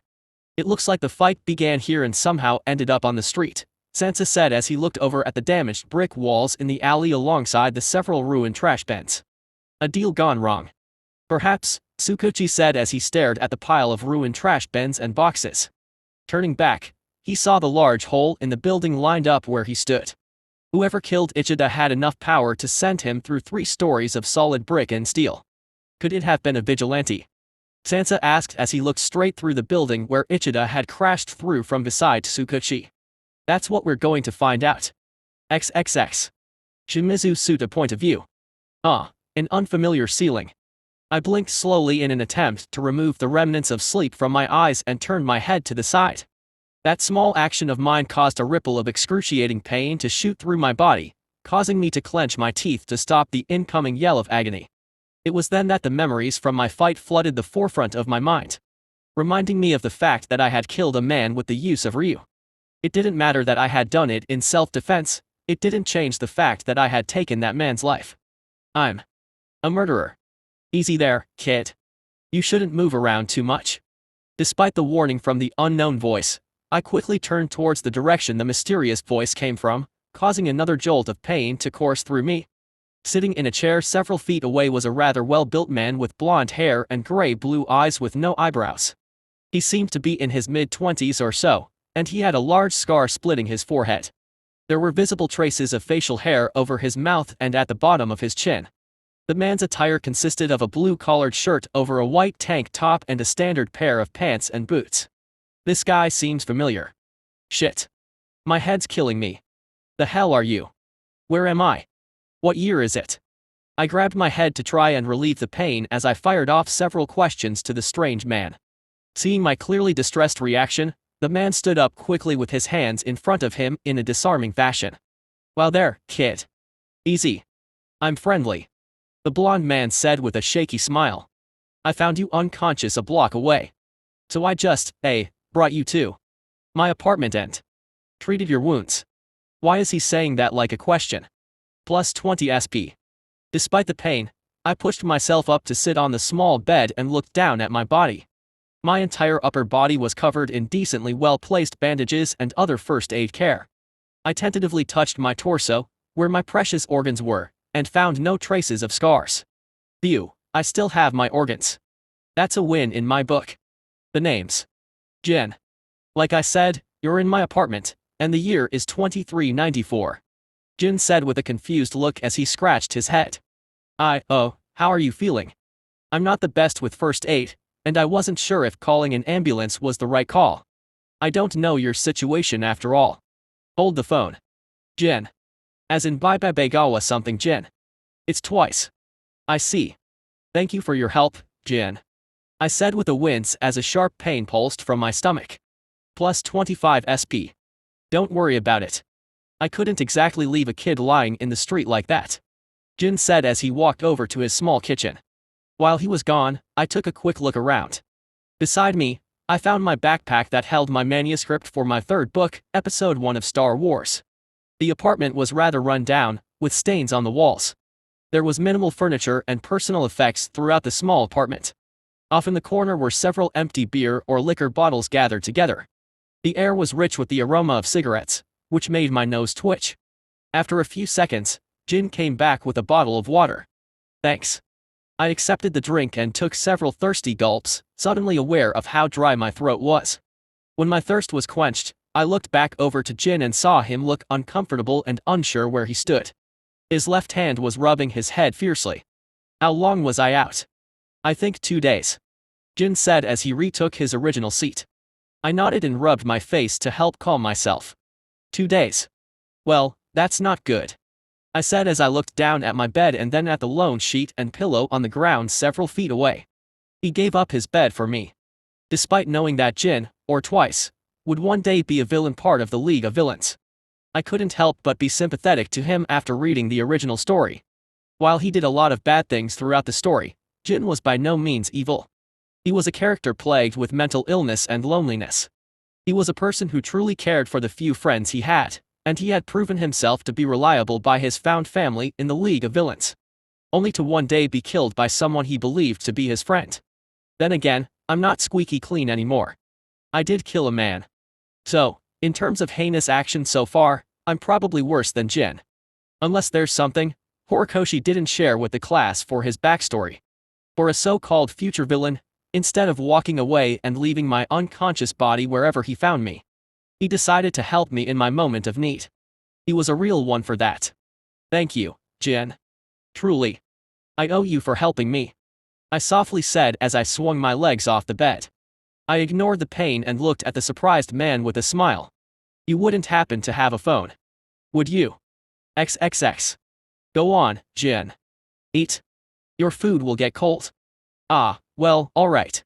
Plus 10 SP. I smiled at the man and grabbed another handful of noodles with my chopsticks. On Jin's head was a hood, and the medical mask he had worn earlier was in his jacket pocket. I slurped my ramen hungrily and loudly, showing my appreciation for the chef's delicious food. Jin sniffed the alluring aroma of his food and finally began to eat. Immediately, a small smile grew on his face from the taste, and he immediately dug in hungrily as well.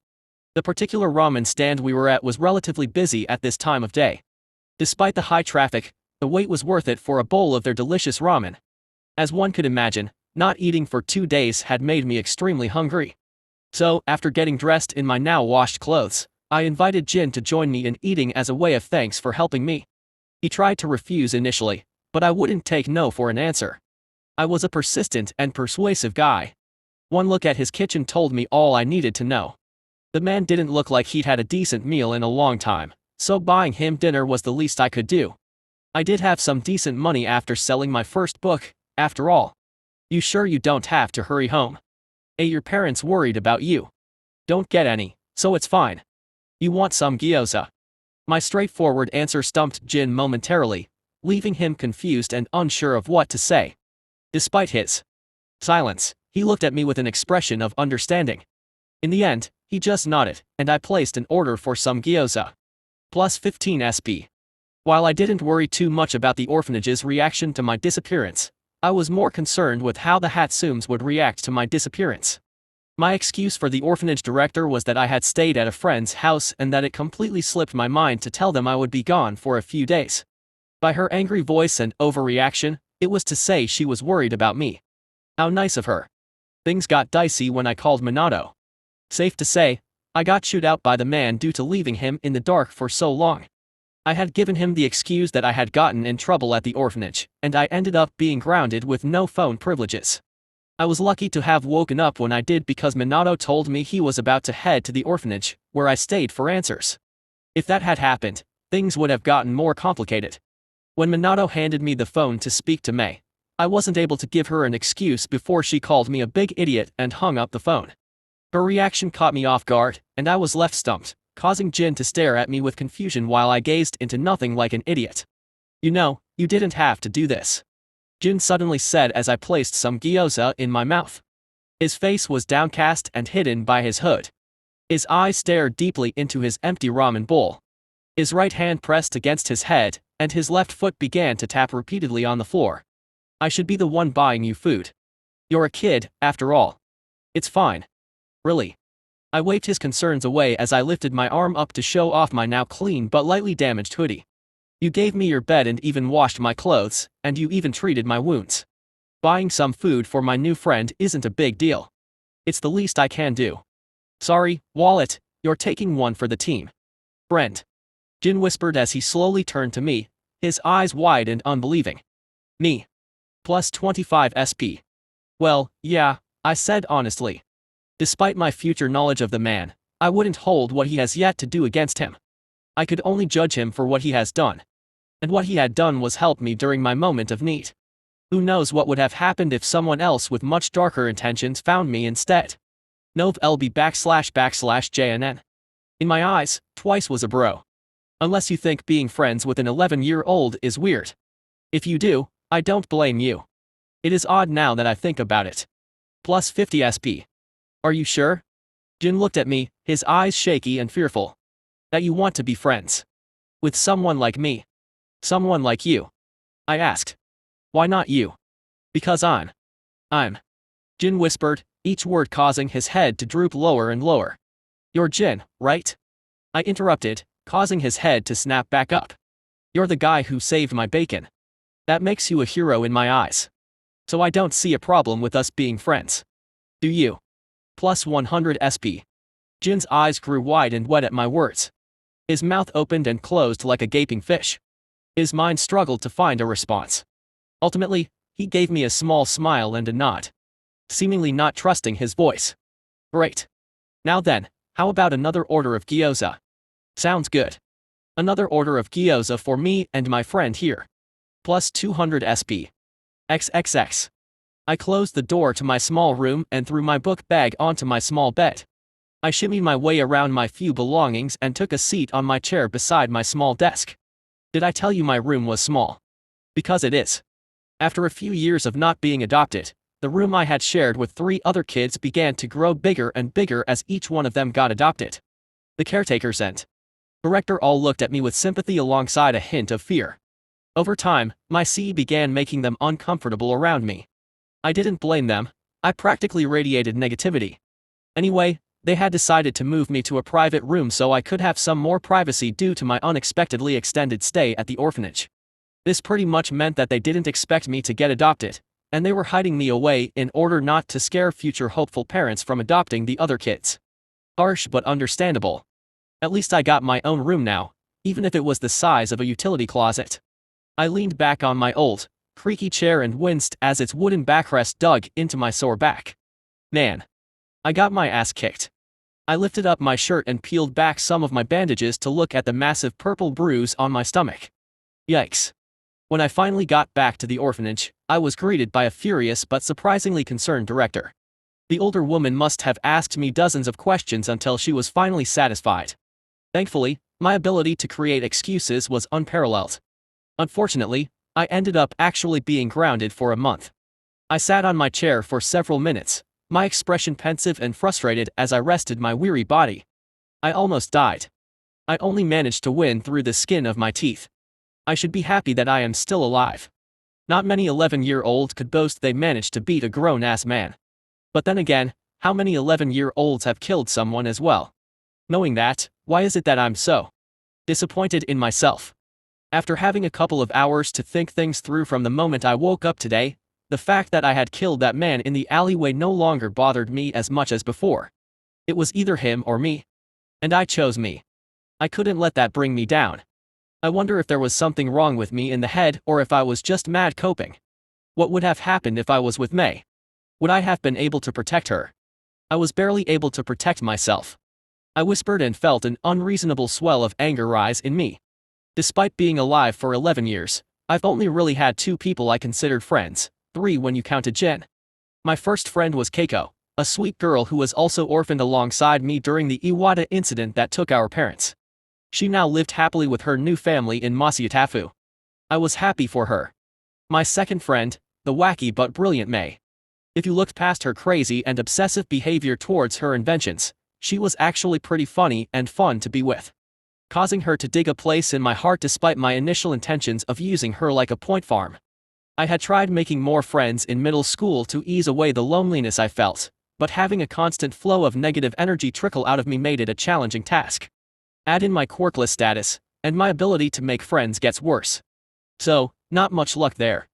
So the idea of either Keiko or Mei, the very few friends I did have, getting hurt or killed because I lacked the strength to defeat anyone who wanted to hurt them caused me to grow angry. Angry at myself for being so weak. That fight was a wake-up call. I see that now. I didn't win because I was strong. I won because I got lucky. I muttered and summoned my Gacha System. The floating Gacha machine pulsed with power as the plastic prizes inside glowed with energy. Looking over to the floating screen beside the machine, I saw that I had accumulated 5,100 SP to spend. It's time I changed that. I can't let what happened 2 days ago happen again. I need strength. I need to get stronger. I have to become the strongest. An image of Gojo and Sukuna flashed in my mind. I reached over and spun the dial on the Gacha machine while using 1,500 SP. I waited and listened as the prizes danced in the machine until one of them popped out of the lid. The diamond tier reward pull only had a 35% chance of pulling a reward befitting the point cost, meaning my chances of getting a legendary reward were low. However, the prize's bright blue glow erased any doubts of this one being a dud. Grabbing the prize ball, I snapped open the lid and grinned. You have pulled Jogo's Curse Technique, Disaster Flames. Rank, Diamond. Chapter 7, No. 7, Testing and New Goals. I don't know about this one, Mei. It's fine, it's fine. You're built different. I'm sure you can handle the knockback. You said there wasn't going to be any knockback. You must have misheard me. Plus 5 SP. I squinted my eyes at Mei as she finished adjusting the pair of mechanical arms on my body. I grunted as she tightened one of the straps extremely tightly around my bicep with a sweet smile on her face. That sorta hurts. Ah, does it? I'm sure it's fine. Plus 5 SP. Ever since I came back to work after my month-long grounding, Mei has been acting weirder than usual. By weirder, I meant she's been treating me much more roughly than before. This made sense. She wasn't very subtle about hiding the fact that she was mad at me for up and leaving her alone for weeks. I had underestimated how much she had grown to care about me, which was odd in itself, knowing her character.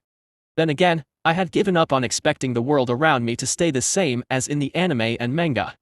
The people around me were very real with human emotions. Not characters behind a screen or on ink on paper. When I entered the shop on my first day back, Mei looked extremely happy for a split second before her happiness melted into a blank smile. Her eyes looked at me with a silent message of future retribution.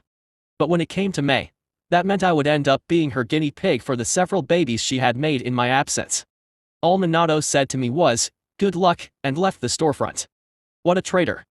So, for the next 2 weeks, I've been subjected to testing baby after baby in the hopes of getting her to forgive me eventually. Sure, her anger was a bit nonsensical, but she was 10. So, she got a pass. Alright, remember to undo the safety mechanism. We don't want a repeat of yesterday. Mei said as she took several steps back and stood behind an old rusty car for cover. And /o/bell/b/jn.c//ohm. We were outside behind the shop where Minato stored a lot of his junk and large mechanical parts that took up too much space inside. There were also some cars lined up outside that he worked on in his free time. The car Mei was using as a shield was an old 2015 Toyota that Minato gave her to use as she wanted. I rolled my eyes and did as she said. I grabbed the small switch on the top of the left forearm armor and gave it a spin, turning off the safety. I moved my arms up, down, left, and right to test their mobility. They were a bit hard to move, and the arms locked at times, but it was much better than the MK3 from a few days ago. So that was a win. Alright, let's see what these can do, I whispered and stepped closer to a large boxing bag made out of steel, courtesy of Minato. I slid into a loose stance and leveled my gaze on the steel bag. I heard the inner mechanisms in the arms whirl and waited. Beep. Wham. A small dent appeared on the steel bag from my right punch. I slid back and swiveled to land a left hook punch onto the bag side, leaving a more significant dent than before. I paused and looked down at the knuckles of the arm's fists and saw several cracks and indents from my strikes. Okay, that's it. Any more than that, and they'll break, Mei, I said as I looked back to see Mei run out from behind her cover, a large grin on her face. +8 SP. Aha. Amazing. Amazing. Mei swept her hands on the steel bag to feel the dents that I caused. Well, her mechanical arms caused. What an improvement. She then turned to me and grabbed the sides of my arms to inspect the damage. I see. It seems the shock absorption for the arms needs work. How do you feel? My hands feel a bit stiff, but they're not in any pain, I said as I flipped on the safety switch in order for Mei to start removing the arms. However, the elbows were locking up between strikes. Unfortunately, this is as fast as I can make them right now, Mei said as she entirely removed the right mechanical arm and placed it on a nearby table before moving to the left. At least, if we want to avoid breaking your bones, I can improve the inner power regulators to circumvent the time to charge between strikes. Ah, yes. Please do that. I like my bones not broken. Yes, yes. I'll be sure to keep that in mind. Mei smiled as she placed the fully removed left mechanical arm on the work table. She then grabbed my hands in hers while her thumbs swept over my red knuckles. The crosshairs in her yellow eyes grew slightly as she took a close look at my skin. Oh, they're a little swollen. Are you sure you're not in any pain? Yeah, they're fine. Just be sure to increase the padding inside the gloves, I said as she let me go in favor of writing down several notes on her clipboard. Will do. +10 SP. I smiled at her as she continued writing and drawing all her ideas. It was pretty fascinating watching her work. It's still hard to believe she's capable of such amazing inventions at such an early age. I turned my head to the steel boxing bag to look at the small dents the mechanical arms created. Then again, she will eventually create support gear advanced enough to handle Midoriya using 10 to 20% of one for all after all. No, stuff like these power arms are just the start.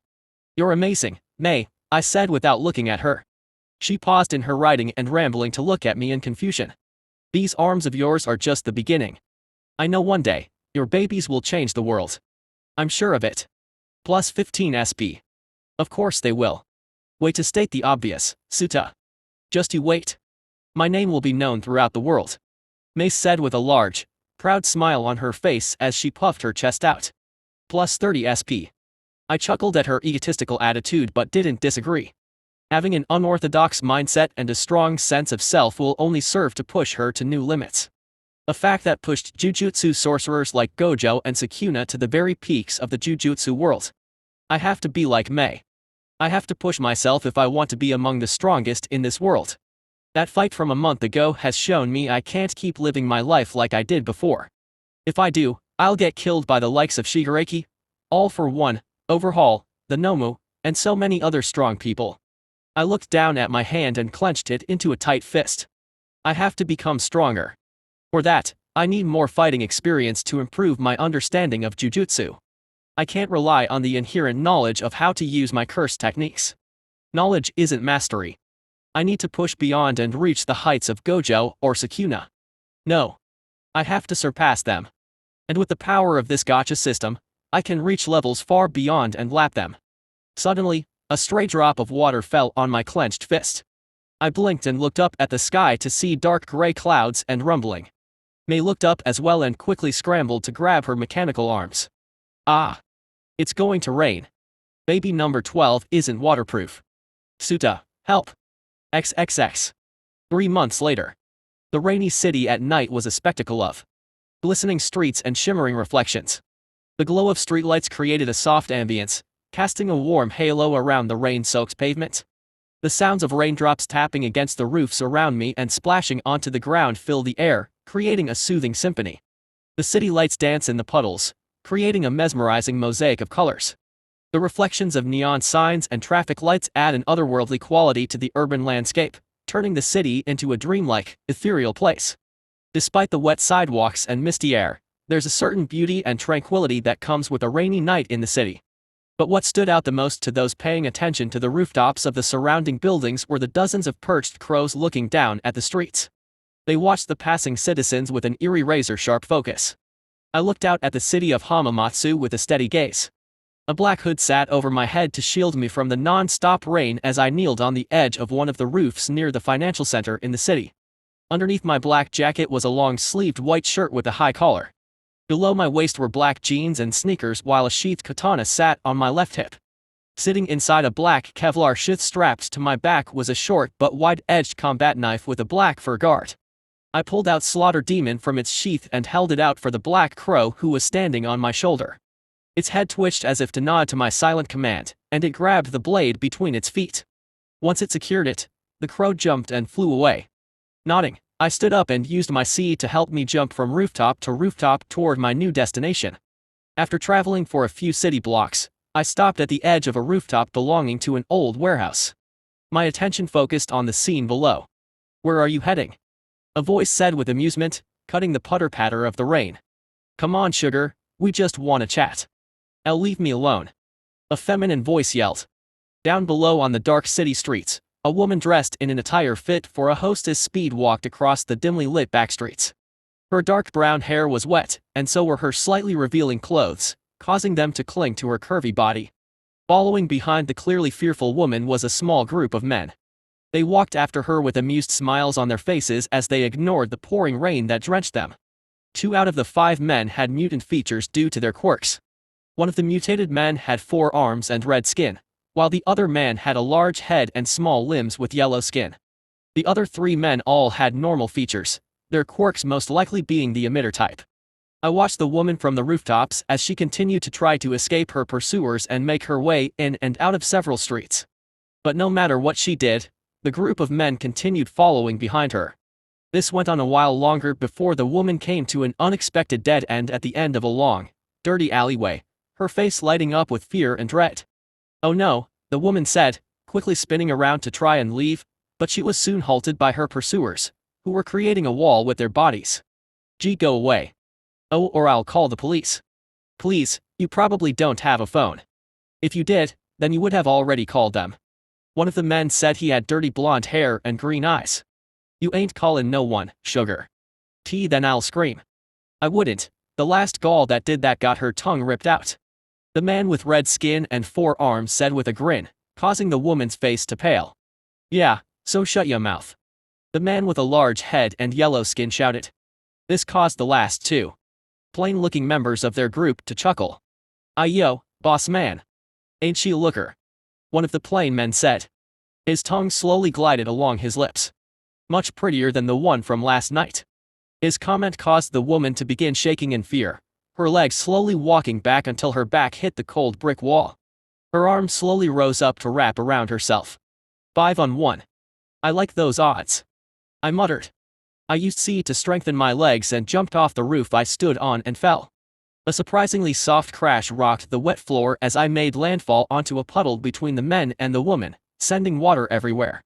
I rose to my feet and slid my hands into my jacket pocket. Several moments of silence hung in the air as I coolly stared at them from the darkness of my hood. "Who's the shrimp?" "Just for that, I'm kicking your ass first." I pointed my finger at the man with 4 arms and red skin. 5 times 6 equals plus 30 SP. 4 arms looked dumbfounded for several seconds before he began to laugh his head off. His 4 cronies soon joined in on the laugh as they all looked at me with amusement. Blood manipulation. It's just some kid playing hero. Listen here, kid. Get out of here before we minus. Blowing red scale. Before anyone could react, I dashed straight at the four-armed man and sent my blood-covered fist straight into his stomach, causing the man to fold over in pain, his face twisted in agony. The man's entourage all looked so shocked at my sudden burst of speed and power that they remained frozen. The woman behind me stared at my back with wide eyes, clearly surprised at my show of power despite my size. I leaned in close to the red-skinned man's right ear, a mask made of cracked blood now over my eyes, and whispered. I told you, didn't I? You're going down first. +5 SP. Chapter 8, No. 8, Pincushion. Blood manipulation, flowing red scale. It is a technique that increases the user's body temperature, pulse rate, and the number of red blood cells. This results in a significant boost in energy and physical abilities, allowing the user to perform superhuman feats such as increased strength, speed, and agility. The enhanced strength and speed granted by flowing red scale can be used to boost the user's capabilities in hand-to-hand combat, making a knowledgeable fighter a force to be reckoned with. Jumping to the side, I was able to dodge the red-skinned man's pair of well-muscled arms with ease. He growled in anger and swung at me again but once again hit nothing but air as I took a back step. His eyes twitched at the fact he was too slow and uncoordinated to hit me. His red skin glistened in the dim light, a stark contrast to his black, tattered clothes. +8 SP. GRR. Help me, you idiots. The four-armed man roared to his crew, jolting them all to action. Alright. We got your back, boss. TCH. This ain't no kid. He's too fast and strong. I rolled my eyes from under the darkness of my hood and raised my arms in front of me in a loose boxer stance. The four-armed man held his stomach and took a back seat to watch three of his crew dash towards me with the large-headed man hanging back. He looked down at his stomach and saw a dark red bloody spot that slowly disappeared, causing him great confusion. You'll regret this, you bastard. One of the plain-looking men pulled his arm back and threw a sloppy punch at my head. His teeth are all different colors. I observed and parried his punch to the side, causing the man to trip. I jumped up and crashed my elbow into the side of his head, sending him to the ground, unconscious. Now they're all yellow. His emotions must be why his teeth change colors. What a dumb quirk. +8 SP. +8 SP. Nishi. Plain Man number 2 yelled as he and Plain Man number 3 looked down at their friend. The two of them then charged at me, their faces twisted into rage. You'll pay for that. Despite their larger size and numbers, I was able to move in and out from their strikes and kicks with ease. These two men were untrained and relied heavily on their numbers to overpower me. Someone with decent training could keep up with them thanks to how they telegraphed each swing or blow. The man to my left seemed to have a quirk that gave him super long fingernails on command, and the one on my right seemingly had a quirk that gave him extra joints in his skeleton. Their pathetic quirks didn't even offer them any buffs or attack power. Unfortunately, they were up against someone amped up with flowing red scale and with Itadori Yuji's hand-to-hand combat skills. Mr. Left-Right Goodnight himself. Blam. Crack. +10 SP. +10 SP. The two men fell onto the ground like bags of bricks from my swift, well-placed punches and kicks to their heads. I looked at my three knocked-out opponents with disappointment. You done hiding behind your lackeys? I said towards the four-armed man. The one with the large head and yellow skin shook in annoyance from where he stood. How pathetic. +5 SP. Take this. Wave of might. The man with the large head sent out his right hand towards me. His hand was covered in a golden hue of energy, and his palm was pointed in my direction. In the blink of an eye, a large concentration burst of energy flew straight at me, causing my eyes to grow wide. Shit. No time to dodge. I raised my arms in front of me and concentrated my chi throughout my body to reinforce myself. The energy burst slammed into my body and sent me skidding back several feet. I dug my feet into the ground and immediately began to slow down. I slid to a stop beside the woman at the end of the dead end. She looked at me with worry and slight trepidation as I dropped my arms beside me. I ignored her in favor of analyzing the large-headed man's quirk. Before he unleashed that attack, he was holding his arm behind his back to hide what he was doing. In fact, he was doing that during my fight with the three bozos. That means his attack needs to be charged before he can use it. Therefore are you okay minus? Be silent. Silence you, wench. I'm thinking. +5 SP. The curvy woman flinched at my quick and rude comment. I paid her no mind and stepped forward to begin walking toward my last two opponents, causing the nervous, yellow-skinned man to flinch. It seemed that he didn't expect me to be able to tank his attack. Immediately, he pulled his arm behind himself to charge up another attack. As if I'd let you. What do you think this is? Dragon Ball. I exploded towards the large-headed man, causing him to flinch and break his concentration momentarily. Just as I was about to reach the bobblehead, Four Arms decided it was time to get back into the fight. Four Arms grunted and used both of his right arms in an attempt to punch my head through the wall behind me, only to miss as I weaved under his attack. Using a quick back step, I created some space between me and the large mutant. He then stepped in front of his large-headed companion and shifted into a Muay Thai stance. Damn, you. Just who are you? Four Arms growled out. Instead of answering, I rushed to the red-skinned man and delivered a right C-enhanced punch that he quickly blocked. I tilted my head to the side and felt the wind from his left jab slice next to my ear. Using my short height, I stepped into his personal space and landed a hook punch into my opponent's liver. Four Arms clenched his teeth in pain and was about to smash his upper arms onto my head when an invisible force crashed into his liver again, knocking him off balance. Divergent fist, I muttered as I dashed after Four Arms. Leaping into the air, I landed 3 snap kicks onto my opponent's head, chest, and stomach. Thanks to my divergent fist, each attack had a delayed second impact. Four Arms violently spun in the air from my attack and fell in a puddle below. As his body slammed on the floor, a large, victorious grin grew on his face. I felt the hair on my body stand up, and I quickly looked over at Mr. Bobblehead. Wave of might. Shit. So much for sticking only to blood manipulation. Just as the wave of yellow energy was about to slam into me, I held my palm towards the ground and shot out a concentrated burst of flames that illuminated everything in the dead end. I felt my body violently jerk upwards as I moved out of the way of Mr. Bobblehead's attack. F fire. Mr. Bobblehead screeched as he saw his attack miss. +8 SP. I landed on the ground with ease and looked over to see Four Arms now on his feet. A look of apprehension and nervousness on his face. Behind him, Mr. Bobblehead was shaking like a leaf. Those F-flames. Aren't they like endeavors? Mr. Bobblehead muttered, his face covered in rain and sweat. Four Arms growled and began running full speed toward me. Don't be ridiculous. This punk just has a fire quirk. Hurry up and recharge minus. I don't think so. I held up my hands and swiped them to the side. Four Arms suddenly jerked to the side and flew straight into Mr. Bobblehead. The two men rolled on the ground in a heap of flailing limbs. And my body. Four Arms muttered as he trembled. It hurts. Tajima-san. What's the matter? Mr. Bobblehead asked Four Arms, Tajima, as he watched the four-armed man shake uncontrollably on the ground. Blood began to spill out of Tajima's mouth and eyes as he convulsed on the ground. Much prettier than the one from last night, I said as I continued pointing my hand at Tajima, repeating what one of the plain men said earlier. That's what your buddy said, right? Slowly, I clenched my hand tighter and tighter, but not to the point of closing my fingers into a fist. My action caused Tajima to hold his stomach tightly as he screamed bloody murder. You see, I don't particularly like people like you guys. Rapists and the like. So, I'll do the world a favor and just get rid of you 5. For a moment, I hesitated in what I was about to do next.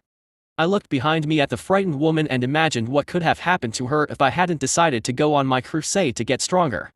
She could have been raped, beaten, or even killed by these rabid dogs. I took a deep breath and steeled my resolve. At the same time, unknown to me, a piece of my humanity shriveled within me. Blood manipulation, human pincushion. Human pincushion was the first original technique I created with my blood manipulation curse technique. It requires me to inject my own blood into my opponent's bloodstream, imbued with a layer of C. The layer of C protects my blood from being diluted or absorbed into my opponent's body, meaning that it will lay in wait until I reach out to it and command it to do whatever I wish. Whether that be to restrict their movements or to shred their insides into pieces. To finish off the technique, I command my blood to exponentially expand like a short-range explosion similar to a grenade, sending long spikes of blood throughout my target's body. Once I called out the name of my first original technique, I made a fist, and spikes of my blood shot out of Tajima's body, causing him to look like a bloody pincushion. His face was twisted in agony until it finally relaxed. Blood slowly leaked out of his body, mixing in with the large puddle of dirty water underneath him.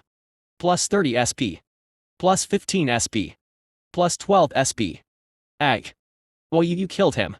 Mr. Bobblehead yelled as he quickly stood up and began to run away. Leave me alone. As he ran, he saw a lone crow at the end of the long alleyway. But what confused him the most was the combat knife underneath its tiny legs. The small bird cawed and swiftly flew away. Bunny. That's what she said, too. I said as I motioned to the woman behind me, who was now on the ground on her knees. Her face was etched into shock and horror at my actions. Plus 8 SP. I ignored the woman and raised my hands. Glap. I suddenly appeared where the dropped combat knife once sat, causing Mr. Bobblehead's eyes to grow wide and his mouth to open in horror. I held my right fist in my left hand as I charged up my C. Due to his body shape and head size, Mr. Bobblehead was unable to slow his speed and stop his run, causing him to trip right in front of me. Wham! My punch struck true as it broke Mr. Bobblehead's nose and sent him crashing back a dozen feet. His broken nose sprayed blood all along the dirty, wet ground. Once he rolled to a stop, his body twitched a few times until it stilled into unconsciousness. Plus 15 SP. Damn it. I looked down at my bloodied and bruised right fist with a frown. I thought I would have gotten it that time for sure. I have been trying to achieve a black flash for the past 2 months, and so far, I failed at achieving a single one. I needed to reach the sparks of black in order to further push my understanding of the essence of cursed energy. But so far, no luck. I sighed in frustration and walked down the alleyway. As I did, I passed by the 4 knocked out men and 1 corpse. Reaching my newly acquired weapon, Slaughter Demon, I bent down and slid it back into its holster. Standing up, I noticed the woman I inadvertently saved stare at me with a dumb expression. Why are you still here? I asked the frozen woman. My voice snapped her out of her daze, causing her head to spin to me with fear. Get the hell out of here already. Plus 5 SP. I don't. The woman said shakily before standing to her feet. At first, she took a few small unsure steps, her eyes scanning all the downed men and dead bodies before turning to me. She looked scared but somehow relieved at the same time. Without saying another word, she ran out of the alley and disappeared around the corner. I looked up towards the rooftops where 3 crows were perched. Their eyes were looking down at me with loyalty. Follow her. Make sure she gets home.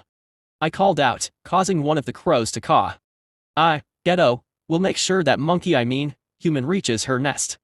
I nodded at the crow I named Ghetto as he flapped his wings and flew away.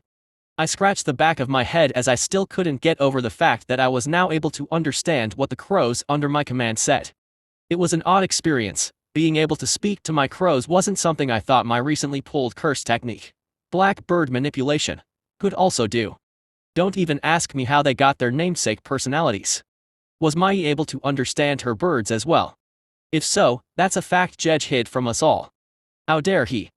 Standing around here has gotten boring, so I'll come along. Maybe I'll even fly into a hawk to fight. It won't even be a fight. I'll take it down quickly. I am the strongest, after all. Crow Gojo said as he followed behind Crow Ghetto. Nov LB /JNN. The crow beside Crow Gojo, Crow Shoko, shook her head before looking down at me from her perch. I'll make sure they don't get distracted, master. Right, you do that. Crow Shoko nodded her little head and flew off. I watched them all fly away and turned to the unconscious men on the floor. With a heavy heart, I raised my hand up and summoned a fireball. Let's clean up this mess. Chapter 9, No. 9, productive 3 months. Jumping from rooftop to rooftop in the dead of night like a parkouring ninja was pretty fun. Due to the size of the country, almost all of the living complexes, like apartments or houses, had to be built pretty close to one another in order to save space. This also applied to the metropolitan areas in the cities where all the buildings and skyscrapers were practically stuck to one another to save space. Yeah, there were some areas in the country where there were more spaced out buildings like those made for the government or private organizations, but those weren't that common to run into. Due to that, traveling from rooftop to rooftop on foot was pretty easy since you don't have to leap across large distances to get to the other side, making traveling from ward to ward all the more easy. Should start heading home now. I leapt in the air using my C and felt the cool night air brush past my face. It felt nice and refreshing. And /o/bell/b// in .c//ohm. 3 months. It's been 3 months since I've embarked on my quest to master Jujutsu. This journey has led me to engage in nightly skirmishes with the less savory elements of our heroic society. The city is teeming with criminals and scoundrels, outnumbering the heroes 3 to 1. Now, some of you might be wondering why an 11, now 12-year-old kid would go around getting into fights with grown-ass adults. The answer is simple: for experience. My path to mastering Jujutsu sorcery and my curse techniques is not an easy one. I've meticulously planned my physical training, ensuring that my new, more strenuous routine doesn't impede my growth. Rushing would be counterproductive. It wouldn't do me any good to hinder my development just to get a teeny bit stronger than before. I still had time, so there was no need to rush. I didn't want to risk being short after all. Anyways, back to what I was talking about. My reasoning as to why I was getting into fights was to increase my fighting experience and my understanding of Jujutsu sorcery. My goal was to get to the point of understanding Jujutsu like Sukuna himself while having the battle IQ of Gojo himself. My goals may seem lofty, even unattainable to most canon Jujutsu sorcerers. But I'm not most sorcerers. I'm different. I was him. I was that guy. Or at least, I would be soon. I blinked out of my thoughts and landed in an abandoned alleyway a block or two from my orphanage in order to change. I stuffed my Jujutsu uniform away and put on a black hoodie and blue jeans. Now changed, I walked out onto the sidewalk and began walking home. Yup, just a 12-year-old walking alone at 2 a.m. Now then, where was I? I had a cheat, or as some would call it, a golden finger, that could give me every known curse technique in the original series without the blowback, making my potential even more significant than that of Potential Man himself. It wouldn't be far-fetched to say that I could one day become an untouchable god. Just imagine the sheer power of someone with the 6 eyes, Sukuna's cursed energy reserves, Limitless, the 10 shadows, Shrine, and Star Rage could do. It was both frightening and exciting to think about. Some of you may have noticed I only listed 4 techniques. There's a reason for that. Unfortunately, I made a disappointing discovery when I unlocked my 5th curse technique. I was only able to use 4 techniques within 2 hours of each other. Let's explain this in video game terms. Let's say my body has 4 magic slots into which I could assign a single curse technique. If I wanted to change one of the techniques, I had to wait 2 hours for one of the slots to cool down in order to switch that technique to a different one. Out of curiosity, I pushed myself to use 5 techniques at once, but I didn't like having blood flow out of my eyes, nose, ears, and mouth while the most horrible headache tried to melt my brain. Safe to say, I'm sticking to 4 curse techniques until I can safely handle more. Despite that slight hiccup, it wouldn't do me any good imagining what I could one day be able to do until I actually pulled those techniques and passives from the Gacha system. So far, I've yet to pull any of the aforementioned techniques. But I have managed to pull some other great techniques so far. I now had Jogo's fire manipulation, Yorizu's construction, Mai's black bird manipulation, and finally, Goda Toshio's cloning. Who was Goda Toshio? That was the name for Mr. Bagman from the hidden inventory arc in JJK. I do want to dispel one thing right now: Jogo's fire manipulation and Yorizu's construction did not make me op, at least, not yet. No, Jogo was said to be on par with around 8 or 9 of Sukuna's fingers, making him an incredibly powerful curse spirit. Heck, his fight with Sukuna himself at Shibuya was the perfect example of what one with such a technique could do. However, Jogo was a special grade curse spirit with a lot of cursed energy. On the other hand, have the reserves of a grade 1 sorcerer. Which means I had no hopes of pulling off any crazy and over-the-top moves that could melt an entire city block. Moving on to Yorizu's construction technique. It was by far one of the most impressive and diverse techniques in the catalog of curse techniques. The technique itself allows me to recreate any substance I recognize with C, with the exception of special curse tools. In other words, I could bring to life anything I could imagine. The sheer limitless number of possibilities was enough to cause me to laugh like a madman. Which I did when I initially pulled the technique from a diamond pole, which happened to be at school. I was looked at as if I was a crazy person for an entire week after that. The technique had one restriction, which was that it did not recreate special curse tools. That aspect of the technique was a little disappointing. My plans of creating a small armory of my 2 tools went out the window.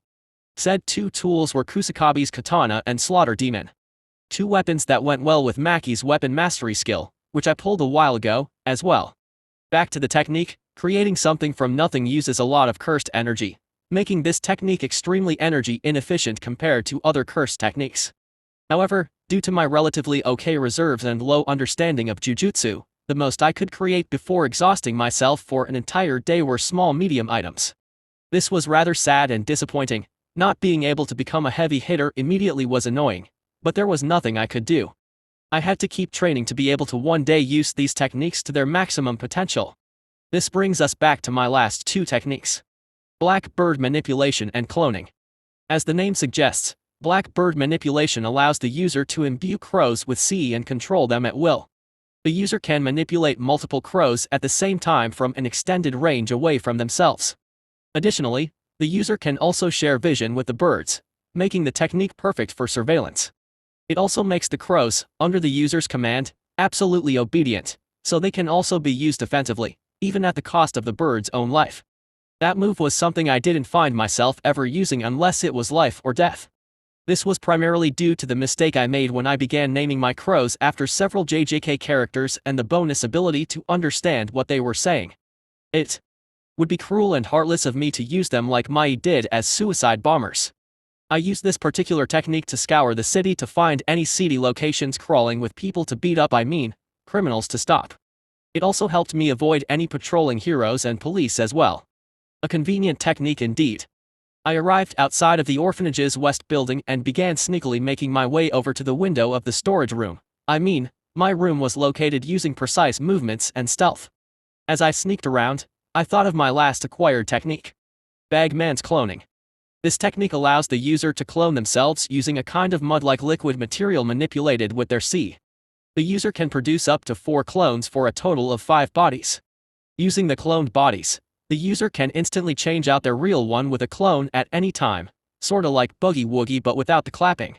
Every clone can be considered exactly identical to the original caster with the exception of the clones knowing they're clones. Which was a relief when I found out that little tidbit. I didn't want a twice situation to happen. I haven't had many opportunities to use this ability in combat as of yet. If anything, I wanted to save this technique as my trump card for a rainy day. You never know when you might need a get-out-of-jail-free card. So, instead of using it on the field, I decided to use my clones for a more productive and lucrative reason. Page 7 is done. I'm ready to ink the next one. Got it. Here's page 8 and 9. Dude, there's a typo on chapter 21. Oh yeah? Then fix it. I used them to write up my books and manga. Stepping into my room, I closed the door behind me and congratulated myself on another successful infiltration. The sight of 4 other perfect copies of myself greeted me as they all were hard at work on their assignments. Seeing my arrival, they all paused and turned to me. Ah, the boss is back. Welcome back, boss. Boy, you got some blood on your shoe. You smell like failure. No black flash tonight either. I could do without the personalities these guys have. I rolled my eyes at their comments and threw myself on my small bed. They didn't mind my dismissal and got back to work. Each of my copies was wearing different colored shirts to separate themselves better as they all slaved away. 2 of my copies were typing away on books 2 and 3 of the Hunger Games on their new laptops, while the other 2 were drawing up a storm for next week's chapter of my new serialized manga. What was so great about these clones, besides their snarky comments and the fact that my small room was now even smaller thanks to their bodies and all the art supplies and notebooks, was the fact that they didn't get tired or have any human needs. This technique really came in handy, considering I still needed to make money while training myself to become the strongest, which means that I could have them work on all my current and future books and manga series without stopping. A perfect and productive child sweatshop. Boy, boss. Our editor called while you were gone. Clone Green said as he stopped drawing. Clone Yellow nodded and inked away at the page in front of him. I turned to CG with tired eyes and nodded, causing him to continue. She says she wants to meet you and that she won't take no for an answer again. TCH. That woman sure is persistent. I muttered as I rubbed my face. Fine. I'll call her tomorrow to set up a meeting. As long as I can get her off my back. One meeting shouldn't hurt. CG nodded and picked up his pencil to continue sketching away. I sighed and looked up at the roof. The exhaustion from today's shenanigans and training is catching up to me. Slowly, my eyelids began to grow heavier and heavier before sleep consumed me. Boy, boss. Brush your teeth. Info sheet. Shimizu Suta. Curse techniques. Boogie Woogie, Todo Aoi. Blood manipulation, Chuso. Auspicious beast summons, Ino Takuma. Fire manipulation, Jogo. Construction, Yorizu. Black bird manipulation, Mei Mei. Cloning, Bagman. Skills. Yuji's hand-to-hand combat skills. Yuta's swordsmanship skills. Maki's weapon specialist skills. Abilities/passives. Nanami's sea reserves. Weapons. Kugasaki Neighbor's hammer. Slaughter demon. Kusaka Atsuya's katana. Chapter 10, No. 10, School, Games, and the Crawler. No way, man. I can't believe it ended in such a cliffhanger. A young middle schooler with 4 eyes and large ears said with an excited smile as he closed this week's edition of Jump. I know, right? Now we have to wait another week to see if Raphael can survive his fight against Karai. A blue-skinned boy with fish scales all over his body said with frustration. In his hands was another copy of the newest Jump. Hey, at least we can read Jedge-sensei's other works while we wait. What chapter are you on anyway? I'm on chapter 18. Let me tell you, man, things are getting intense. The boy with the fish scales said as he pulled out a copy of the Hunger Games. My reach has grown to even here. I grinned as my classmates continued talking about my book from my spot at the back of the class. It was currently lunchtime, and everyone was separated into their own little groups, enjoying their food together. I, however, sat alone. Just me and my small boxed lunch comprising of rice, grilled fish, vegetables, and some miso soup. All I needed was my lunch for the company. Who needed friends while you had some delicious miso soup? Not me, that's who. As I ate, I looked over to the table where the chattering students talked and saw an image of 4 turtle brothers on the main cover alongside the rest of the included story's main characters. It shouldn't be hard to guess what famous story I brought to life in the form of a shonen manga. It was none other than the Teenage Mutant Ninja Turtles. I'm in a world where stories like Dragon Ball Z, Naruto, Bleach, One Piece, and several other famous works don't exist. But I chose to start with the tale of the 4 turtle brothers, not because it was easy, but because I wanted to establish my first initial loyal fan base. You see, there is very little mutant-type representation in media. Well, unless you count Godzilla, Godzilla.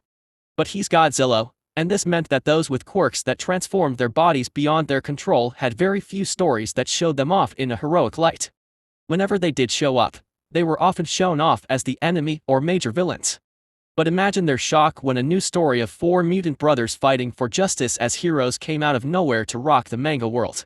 It was no surprise that my manga was an overnight success with around 40% of the population. People couldn't get enough of my story, and the sheer internet buzz was explosive.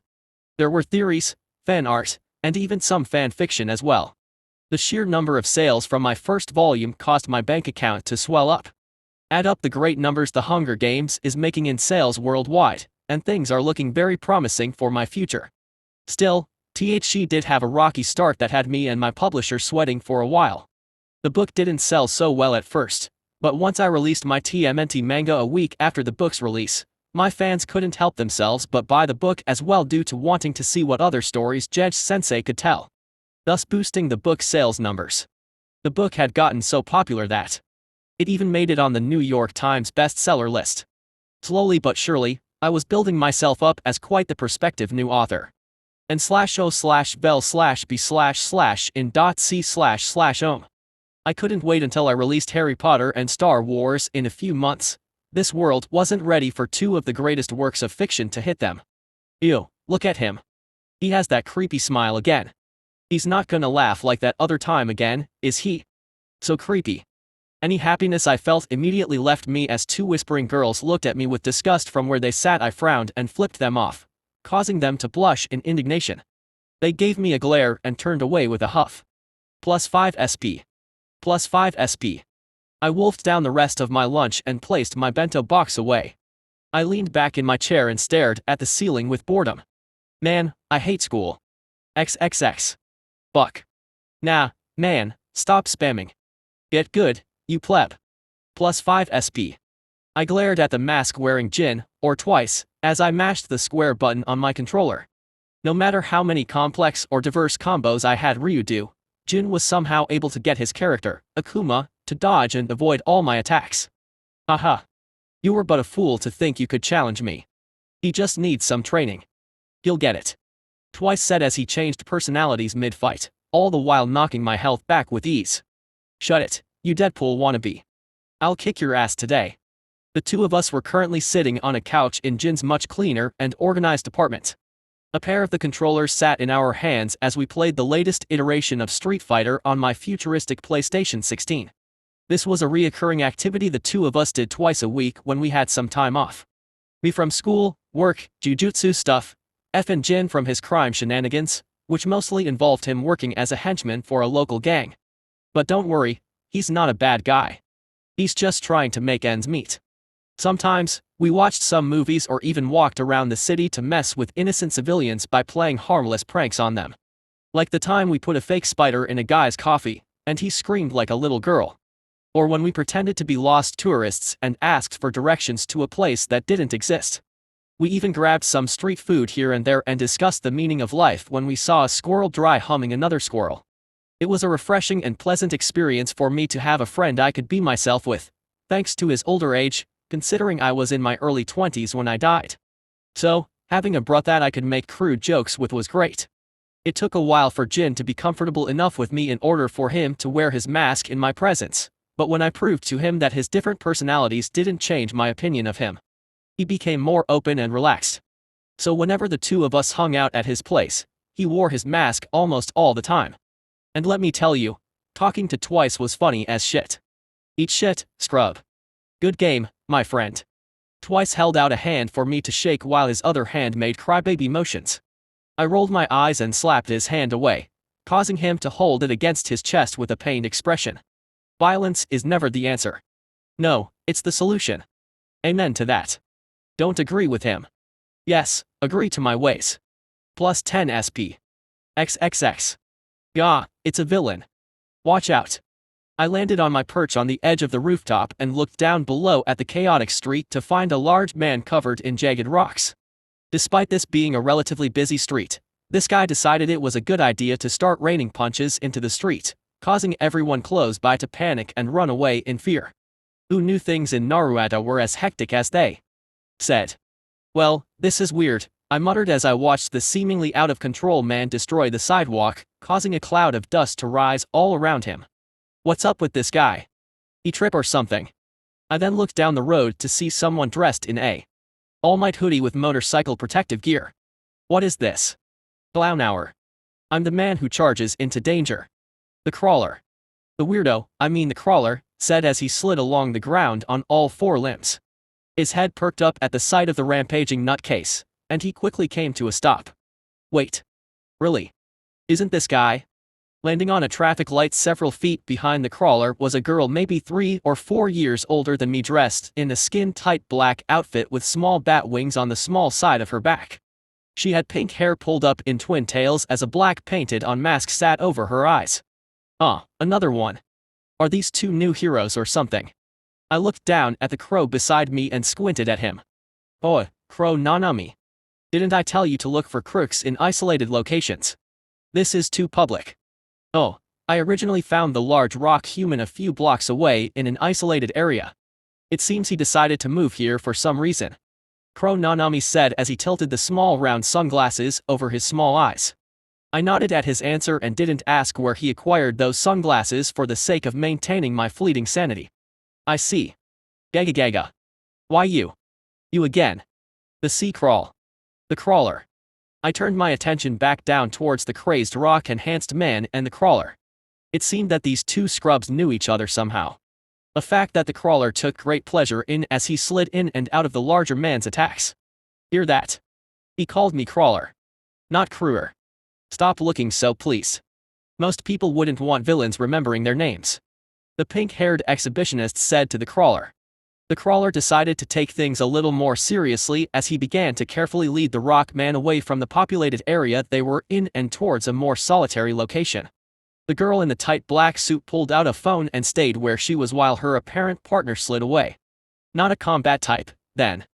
Crow Nanami, I said as I stood up from my spot and adjusted my black hood. I was wearing my sorcerer outfit, which was comprised of a thick black jacket, a long-sleeved white shirt, and a high collar underneath. I also wore black jeans and sneakers while my katana hung from my left belt hoop. Finally, Slaughter Demon was resting inside a sheath strapped to my back. Any news on that assignment I gave you and the others? I jumped from rooftop to rooftop while keeping an eye on the crawler and the so-called villain. Crow Nanami flew behind me and shook his head. I'm afraid we still have yet to find any humans with those bird-like masks. I'll be sure to expand my search, even if it means I'll have to work overtime. Crow Nanami said with a sigh. Good, keep at it. I'll handle things from here. I want to see what these heroes can do. Crow Nanami nodded and flew off into the night. Seeing the crawler and the rock man come to a stop at a parking lot, I jumped down between two buildings and slid down one of the brick walls while claws made of my blood sank into the brick to slow my descent until I came to a full stop on the wall. With my blood claws as anchors, I was able to stay stuck on the wall under the cover of darkness. Suck on that, Spider-Man. Blood manipulation was such a diverse and great technique. I watched the ongoing fight with disappointment as the crawler just continued sliding around to avoid the Rockman's attacks. All the while, the pink-haired girl with some sort of jumping quirk watched while telling the watching public to call the police. Definitely not heroes. These two are probably vigilantes. I muttered as the crawler continued to not put up a fight. Keep doing that, and you'll trip on all the holes you two made. I didn't have to wait long before the crawler's back foot fell into one of the craters the large rock man made with his attacks, causing the crawler to trip. Seeing his opportunity, Rockman pulled his arm back to finally crush the crawler. Koichi. The pink-haired girl shouted in worry just as the crawler was about to be struck down. Koichi. Did she really shout his real name out loud? I debated on whether to help these two clowns, but a fast-moving shadow moved towards the parking lot caused me to pause. A loud metallic clang rippled through the air as a long-haired ninja with a triangle-like mask stopped Rockman's punch using only his katana, showing off an impressive amount of skill and strength. Rockman took a step back, his face twisted in confusion, almost as if he couldn't believe his strike was blocked by a meager sword. Not wasting a second, Mask Guy swung his katana at Rockman's raised defense with aggressive slashes, littering the larger man's rock-covered body in slices and cuts. Oh, not bad. I grabbed the grip of my own katana and watched the ongoing fight with interest and some excitement. He's pretty good. It's the cops. The pink-haired girl cried out as the sounds of police sirens neared their location. Hearing this, the once rampaging Rockman hightailed it out of the parking lot and away from the area. It didn't seem like the crawler or masked man were going after him. Instead, the three decided it was more important to chat. Thanks for the save. Who are you, exactly? Koichi asked as he and his partner looked at Masked Man. The name's Stendhal. Another meddler, just like you. Stendhal said as he sheathed his katana. Once Stendhal was done posing and looking cool, he then jumped away using an impressive amount of speed and jumping ability. I leapt up onto the rooftops and began following after Stendhal with an excited grin on my face as the telltale signs of flowing red scale covered my eyes. I knew from the moment Stendhal showed up that he wasn't a hero. No. The guy was practically radiating negative energy. Now then, where do you think you're going?